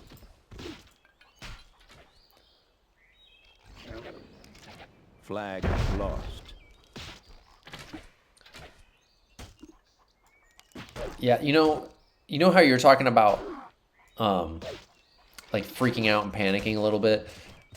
I think I see it a little bit in me too in these films. Like I feel like I'm a lot maybe I shouldn't say it. Flag. I feel like I'm a lot calmer. Although there was a recent year, just like a few years ago, there was definitely a game I can remember it wasn't so calm because it was so bad for us. But Flag lost. I definitely feel like I'm not as reactive today as a captain. I think that's a result of having a better eye for the game and better control over just a better control over the game in general.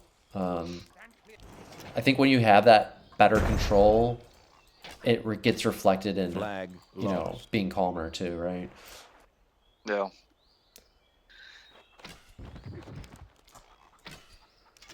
Sam doing big work in the south, picks off a dwarf, still got his dwarf alive.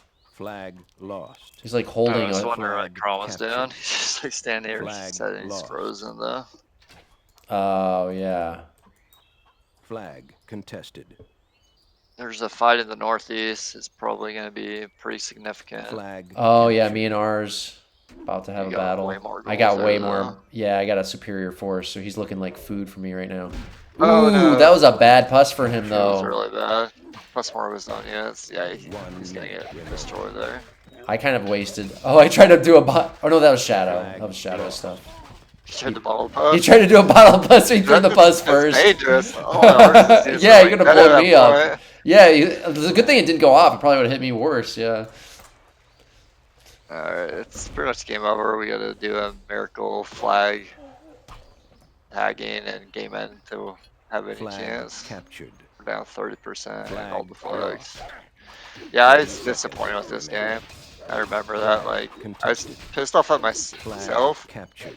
mostly after the Flag game. I contested. initially was pissed off at Myrk, Flag but after the game, I lost. was pissed off at myself. As Flag I felt like I contested. threw the game pretty early Flag on by captured. my double pus waste and just like losing it mentally. Yeah. I definitely thought this was a cleaner win for us. I don't know, for some reason I thought this was a clean win for us, and it definitely doesn't feel that way. I guess the final score is 4-2-1, Contested. but Flag lost. like it was like 2 games at least that I like majorly screwed up on. Arguably 3 Flag really. contested. So I guess yeah, it was the games we lost and the one that we tied. I mean, that Flag was yeah, well no, even the Arcane Haven though. Even the Arcane Haven, which we won, like I would not get that trade today. That was yeah, that's we just didn't get punished for it. Like yeah, your team did not play it correctly on your end either. I sense a lot of hesitation on your team for some reason. What do you attribute that to? What do you attribute this, like your team's having this natural turtling up effect? Do you think that's your capping or what? I think so. I think at the time I didn't understand like a lot of those games we got like the flag advantage. Like even the FG map, we originally had the flag advantage on just Right. flag rally, and then we had the flag advantage on the Arcane Haven, another flag rally. So we were doing like a decent job of getting close to that checkmate. But I was being stupid. I didn't realize like the strength of our trade. Okay, we got balls. I just used them as defense when you got freaking souls. Like I played for the flag advantage and just camp on it, but that's not necessarily the right thing to do, depending on the Yeah. trades. Yeah, when you get the flag advantage, normally you expect that you are able to pin the opponent to their flag, right? Exactly. And it was kind of weird on Arcane Haven where you had the VI, but still ended up getting pinned to your flag. It's actually kind of uncommon where that happens like that. Yeah, pretty awkward. It's very awkward. Yeah. With the FG map game one, you guys had an early flag advantage, but you didn't get the VI though. We still had the VI, so Oh, yeah. now you guys destroyed ourselves. Yeah, I mean it was a semi-close series in terms of like game score. I mean, the seventh game actually mattered in this one. Like, it wasn't decided It was before game definitely no. seven. I think it was definitely close. I think the bigger issue is like your guys' roster is definitely better, and you had a player advantage. And I think that was the only impressive thing about what our team did this MWC. And we went undefeated actually. We didn't lose a single match the whole tournament, which is kind of unusual. I've only done that a few times, I think. Yeah. I don't know. Looking back on this, like I thought my trades were all right, other than the horrible auto loss I got on the Territories trial map. So okay with the trades I did. My in-game execution and directing the team needs so much work. So much work. I actually think that mixed blessings, we're kind of hard on your trade on that one. And yeah, I definitely think the trade was not good, but I don't think it's as auto lossy as we think. I think what was the bigger mistake than the trade was sending the Tro off like that. That was the True. bigger mistake. Yeah.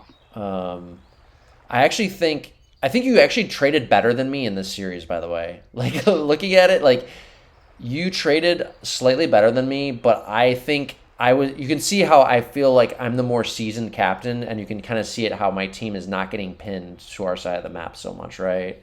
I think that's being reflected there, just like more experience for me in that regard. I think your trade on this one might have been as bad as your mixed blessings one, actually. Going no archers on this, Yeah, I that's a big agree. mistake. Six dwarfs on that map's crazy with no Yeah, archers. Yeah, I'd say that map I got out traded on. I would say mixed blessings, and I liked what you guys did on Majestic Falls a little bit more than us. yeah, I like what but Majestic wasn't. Actually, no, it was a little It's bit it's about the hard to say trade. on that It's hard to one say because because the you didn't sides are so have. different. Yeah, the side was so different. You didn't have a strong Soul Hill to defend from as we did, so hard to say. Although I will say it was less about the trade on Majestic and more about the directionality. Like True. you guys like did the split three prong, which I don't think was ideal, and your FGers were never. You didn't have a coordinated offense, and that's. I see this a lot actually. I see a lot of times like so this is one of the most crucial aspects of being like a good shot caller for your team is like being able to set up and coordinate offenses. Like you need to know what units need to get put together when and where, right? Like it's a lot of time whenever you see an offense get stalled out for a team, that's like big red flag, and usually you can see it happening, and usually that team loses. So um, it's so funny. I remember coming. My memory of this match is that I thought I out traded you, but actually watching it today, it's like I don't feel like I out traded you at all. Like, just there was just a couple games where like you out traded me. Like basically like Arcane Haven and the Barb Valley CTF. I feel like you out traded me, but like we weren't punished for it essentially, you know? Yeah. Yeah. That's kind of how it feels like, I guess. I feel like definitely looking back this is probably like I make a lot of calls, but I make too many reactive calls instead of aggressive calls. That was what I feel is my main weakness at that time in terms of my shot calling. Yes, that's I think a very astute point. Yeah, you could see it with what you did on Mixed Blessings and like that call on Mixed Blessings. It kind of felt like a panic mode call, you know, like because it was just so out of nowhere and like very abrupt. You guys were like, we were actually a little nervous on our end because you guys were starting to like almost potentially trap us in a corner if you just kept pushing with your souls. And I was trying to get my team to scurry out to the west side and not get trapped because I didn't want to be forced to have to counter. Like if we got trapped, we would have been forced to rush to counter and push out of it. Um, but you guys kind of gave up that pressure and just like sent the throw off elsewhere. And also, by the way, the other thing was like, if I was gonna send my tro off like that, I always make sure my solars are like perfectly positioned already to get ready for the counter rush that I should know is Yeah, coming for as soon as sure. my tro leave, you know. And your solars were just not ready in that sense at all either. So Yeah, we need to set up that play way better if we're gonna send off for Tro. right, yeah, yeah. I guess one of the hard things me watching this film, I'm looking at this roster. You got Eastwind, you got Arzenic, you got Dantski, you got Myrk. I feel like I wasted a lot of talent there. Like Yeah. that's a team like that is a stacked core right there. Myrk, Dantski, Arzenic, Eastwind. Like you got to win a Metro Cup with that talent. Yeah, like this is kind of reminiscent slightly in some ways, not others, but of the MWC 18 finals where like you got the Stacks team behind you um and the player advantage, you know, going into the finals. And yeah, just I do remember my memory from you at this time was like you were very strong headed and like you were starting to like really assert yourself with your opinions as a captain and stuff. And I think we mostly agreed on a lot of things, but every now and then, we would just like with the that last game, whatever the name of that map is with the Myrmagasts, like every now and then we would butt heads on our like perspective, and like I felt like at the time you didn't fully understand my perspective, although you were definitely right about that Myrmagast map. That was actually another one you out traded me on. Shit, I forgot about that one. So like, damn dude, like there's like 3 or 4 of these games you out traded me on basically. But you only won really what is the name of that Myrmagast map? I keep forgetting it. Can't remember. Yeah, I can't remember either. But yeah, that was the only one that we really lost on our. No. I take it back. You out traded us on the freaking Yeah, second game too. 4-leaf fan. The second game, the king of the map, Yeah, 4-leaf fan. 4-leaf Fun. That's right. So we did lose those 2 games. Those 2 games we definitely lost. Man, you out traded me like 4 or 5 of the games. Oof. Like I can see us losing what's not the Desert Ruins, the Arcane Haven one. It's like our trade was good, but like I just had our team execute it horribly. The one that hurts me is like Barbarian Valley. Like that should have been not been a tie. Yeah, Like we you need can't to give up a finish tie that on that game. one. Yeah. Man, dude. You know what else I just thought of is remember how we watched the 2015 finals and it was like easily the worst capping I've ever seen me do, you know? And like I'm already seeing some of those bad trades and bad thinking in this year's finals, the year before it. So I think that was like a pattern in my thinking that was going on during this period of time that was just like really bad. But it's so funny how I remember this being some like great win for us. Like I thought I out captained Asmo, but that doesn't really like I outshot called you maybe. I definitely didn't out trade or strat you though, I feel. Yeah, this is just very different. It's I have to totally change my memory of this because I definitely did not out trade or strat you on this at all. Yeah. I outshot called you probably. Just I think that's just from years of experience capping. I mean, this is your first MWC finals.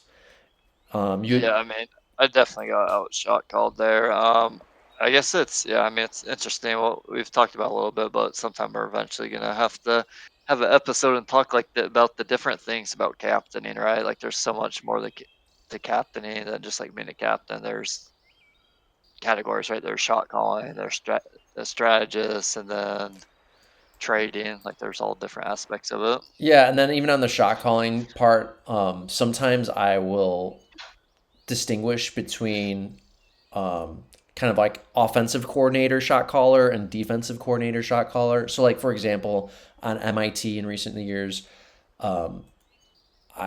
between LSO and I, who are the two primary shot callers for the team, we tend to set it up where I'm the offensive coordinating shot caller and he's the defensive one, just because that's our natural instincts for the game. Like I'm more offensive minded. Not that we can't do both, but LSO has a more natural. His natural biases tend to switch to defensive thinking, and mine tend to switch to offensive thinking. So you do need to kind of analyze the psychology of players and kind of find the right position for them in that sense. Yeah. What's interesting, the way you presented that is maybe that's the ideal way to play myth. In terms of this, I think about like American football, right?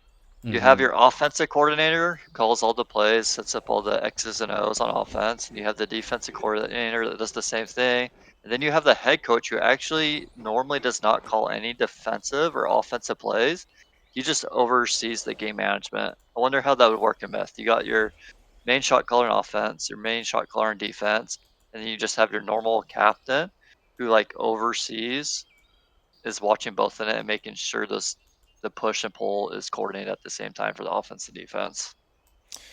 Yeah, it kind of feels. I think the closest dynamic I had with that is on the Bulls. Not in the beginning of the tournament, but like towards the end of the tournament, where I started delegating to Kirk and Genghis in particular, and somewhat Paris as well.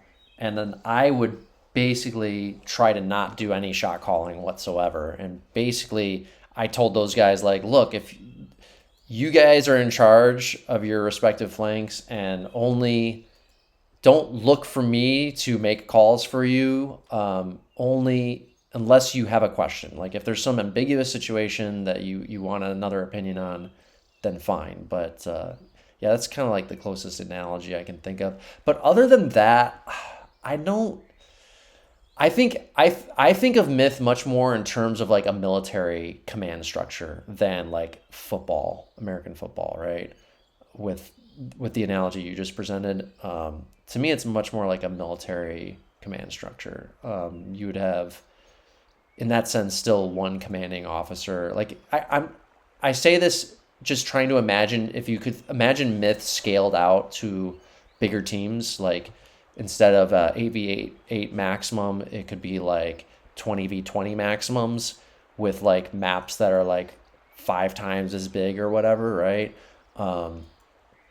And I think what you would see is more of just a pure hierarchical command structure like the military has. I think you'd still have one overarching commander, and you just have some intermediary sub commanders that are kind of like coordinating things at a they carve out some smaller section of the map that they're in charge of, right? And I think it just kind of works out like that. That would be a wild way to play the game, because you look at right now, like the influence of a captain is the most influential person in a large two-team game, right? And if you made the scale 50 versus 50 or whatever size, like the captainy would become even that more important on a Yeah, bigger scale when it's already this important in a 7 versus 7 or 8 versus 8. yeah, and I'm trying to think of how the game would change at that level of scale. It kind of touches on our earlier discussion with Majestic Falls, where we were talking about how the map is big enough where scouting could not you could not react to a flank jugger just through scouting. Like the scouting doesn't give you enough of an advanced warning to kind of untie that knot if you wanted to adjust significantly to the. I do wonder if, there's long been the argument about, I used to say Myth is not a rock paper scissors game, um, and a lot of people argued against that. Like for the longest time, that was like the big concept or thinking, the school of thought that I was trying to counter was like people talking about rock, paper, scissors, like there's hard counters and strategies. And I was always against that idea. But I do concede that maybe it is different somewhat. Maybe not all the way, but there's like I can see how the door to counters with rock, paper, scissors thinking, that door kind of opens a little bit when you start talking about sufficiently large scale, because I don't know, like the scouting might not save you. You might not get enough advanced warning, and I do wonder about that a little bit. I don't know. I can't say for sure one way or the other. It's just something I think about and wonder how the game would change at that scale.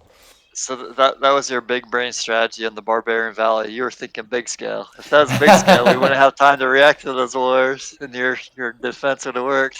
You were That just thinking was of myth that was 3 some right crazy there. thinking I was thinking right there on that game. But yeah, um, it is really interesting how this game would play out at such enormous scale. Because the other thing that would be different is like I've always railed against like captains not taking units for themselves in this.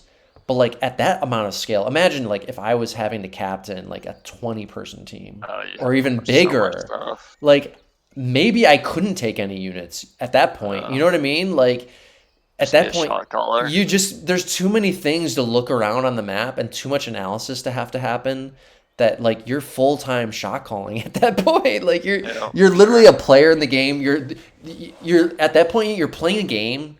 You're playing a game where you have no units, and your only job is to communicate to the other players on your team that actually control the units, and yet you still have the most important job. Wouldn't that be such a unique game? And Myth is the only thing that's even remotely close to it. And Myth would be that game if you just scaled it out more. Well, it would be the most unique position for a online player ever if that became the case. Because you think of it like, say it became this esport, and the most important players in the game don't even click units in the game. They just Exactly. talk. They just talk and communicate. It would be such a unique position for a video game. But also although they don't take units, also imagine this. They don't take units, but also they can take units whenever they need to. Like they can basically be that Get a player wild advantage card somewhere. player that's like, oh, a big fight is happening here. Let me take some of the units right here to help micro and just win temporarily this big fight. Like that's so interesting. Like you'd be this like commander that like is fighting all over the map in these different fights, and you're quickly taking units to help in the middle of a fight and then quickly handing them back to go somewhere Yeah, else. just like 30-second scrimmages, and then get Yeah. back to watching the map. I think that's literally what your role would be. I think you do still take units, maybe not in the beginning, like not when like before the fighting has happened, where it's all positioning. But then once the fighting is starting to happen, especially if fighting's going to happen, like not all at the same time, like it's very asynchronous. It's all like kind of broken up. Then you would have time to like get in the engagement on this side of the map, and then you're all of a sudden on the other side of the map helping out there. That's a very unique way of playing the game. Especially for like pussing, it'd be really strong.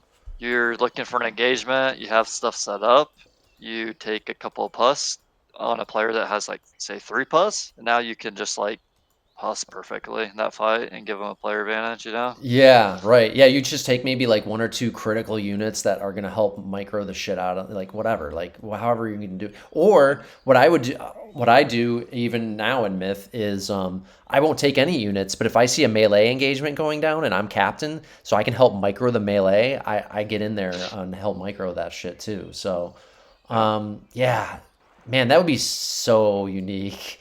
It's Man, and imagine watching like the films, like a screencast, seeing the point of view of that player, and like spectators could watch, like you're watching it's like some esports, tournament, and you got spectators watching, and they're able to watch this like commander player who's in charge of this huge army and then this huge number of players, and how he's just moving around the map like crazy, all over, getting fighting in different areas and making different calls. Like that's what I love about this game is like it mimics coming from the Marine Corps as a former Marine, and who, I didn't see combat myself, but I definitely tried. I was a combat engineer. I deployed twice. Like there's something about young men seeking the thrill of combat, even though it's a very like brutal thing that normally you wouldn't really want that on anybody. But like there's something about young men. Some young men of a certain psychology do seek that out. I guess in the same way an adrenaline junkie, I guess, might seek certain thrills out. And Myth for me is the closest thing that I can imagine that mimics real combat in a game. Like, because yeah, okay, it's not like a first person view of combat. It's not like a movie representation of combat, the way you would experience it in person. But what I mean by that is like it's got the fog of war, it's got the ambiguity, it's got the urgency of like you're calling to teammates. It's very much a team sport, and it's got this like back and forth between like very intense fighting and like also communicating and coordinating at the same time. You're like, it's like we talked about it before, kind of like you're like it's like you're firing your gun and shouting over the sounds of all the gunfire, trying to like coordinate this. You're like in the thick of a gunfight that you're trying to win. And it's just like a very intense kind of maybe it's like an intense teamwork aspect is kind of what I'm getting at. It's like that intense teamwork. I think that's the one thing that just makes Myth different for me than any other game. Like the aspect of just like strategy, coordinating, communication, to me, it just blows every game out of the water. Like in those unique aspects. Like I don't even get excited about like clicking the units. It's not so much like, oh, I want to micro the units. That's so much fun. It's like all the other aspects that go into it that make it unique for me. Yeah, absolutely.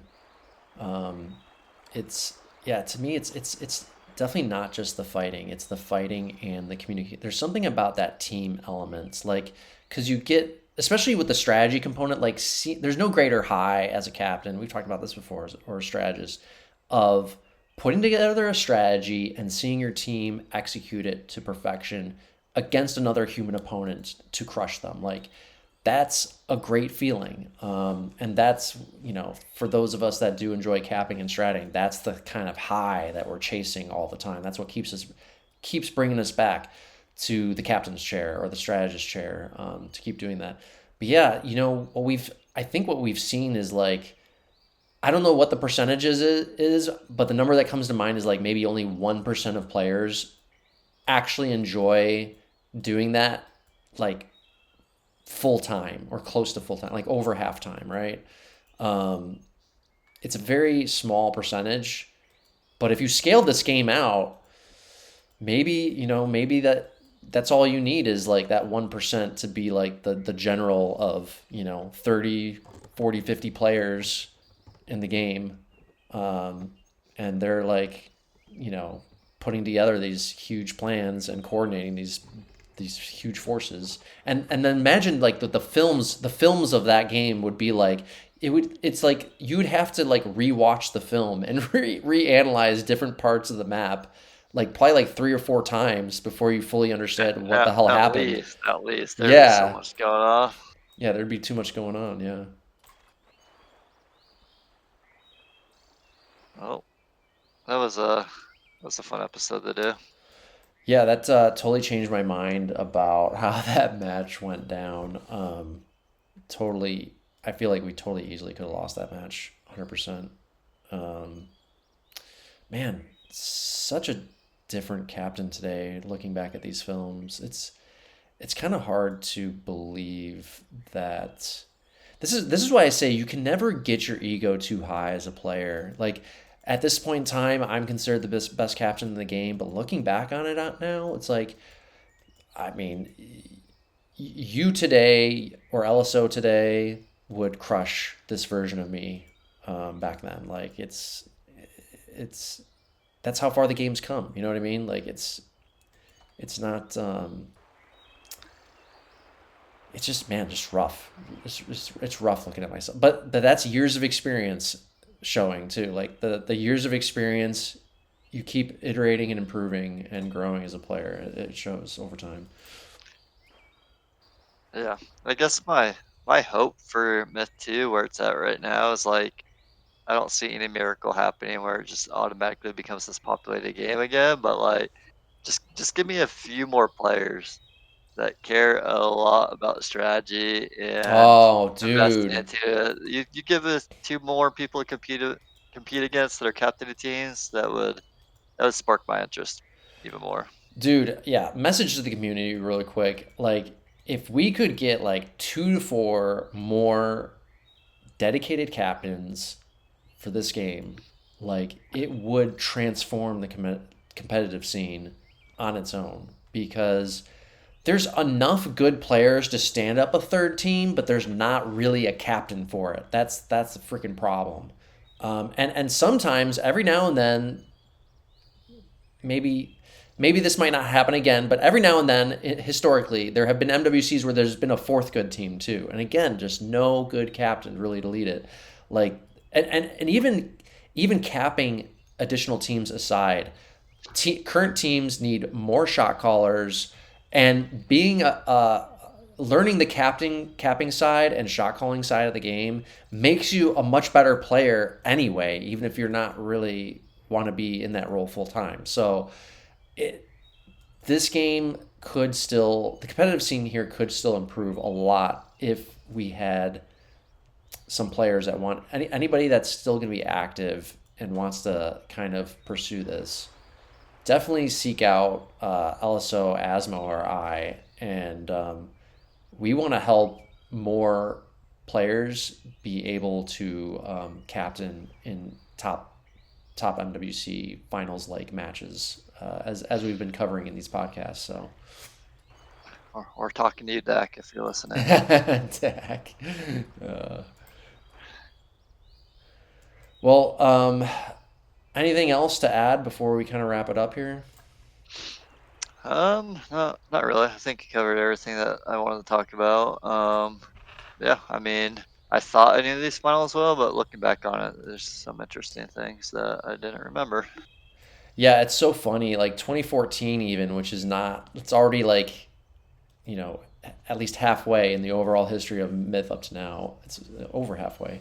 Um, it still feels like it's so funny. 2014 is starting to feel a little bit like ancient history, and it's like, damn, I remember it quite differently back then. I really have to reevaluate some of my own play, and how I thought, my own feelings or emotions that are associated with some of those memories. Because like here, I thought this was like some great win for me, and I do not feel that way at all after watching these films. It just, yeah, and it's so funny. Like we always say that about like the earlier years of Myth, but this is 2014 and it's still happening even then. So you really can never, the films tells a story always. You cannot go off of memory. You always need to go back and double check these films for old Myth games, because you will look at it totally different oftentimes than how you remember it. Yeah, for sure. It's always evolving, but you don't notice that until you compare, you know, films that are 10, 5 years apart and see what changes took place. Yeah. All right. Well, we'll leave it there. Are we trying to do 2009 next with Asmo? Is that kind of on the agenda next? Oh, with adrenaline? Yeah. I mean, I'm probably down for whatever this next weekend. We could do daytime or nighttime, doesn't matter. I feel like we are. This is the first time I felt like we are starting. I think we got maybe 2/3 of the years done. I think we were over halfway, if I'm not mistaken. Well, this is episode 18. Like we did one or two. We did like at least 2 episodes that were not finals, but that should suggest that we did like 15 years worth. I think. And yeah, we're starting to get down to the nitty gritty a little bit. Yeah, I think we got maybe 1/3 of the years left or something like that. Yeah, we're probably have them all done well before next Mythril Cup. That is the goal, yes. So, like, if we got 1/3 of them left, maybe there's like 8 or so left, something like that, 8 or 9. Anyway, all right. Thanks everybody for watching. Until next time, take care. Take it easy.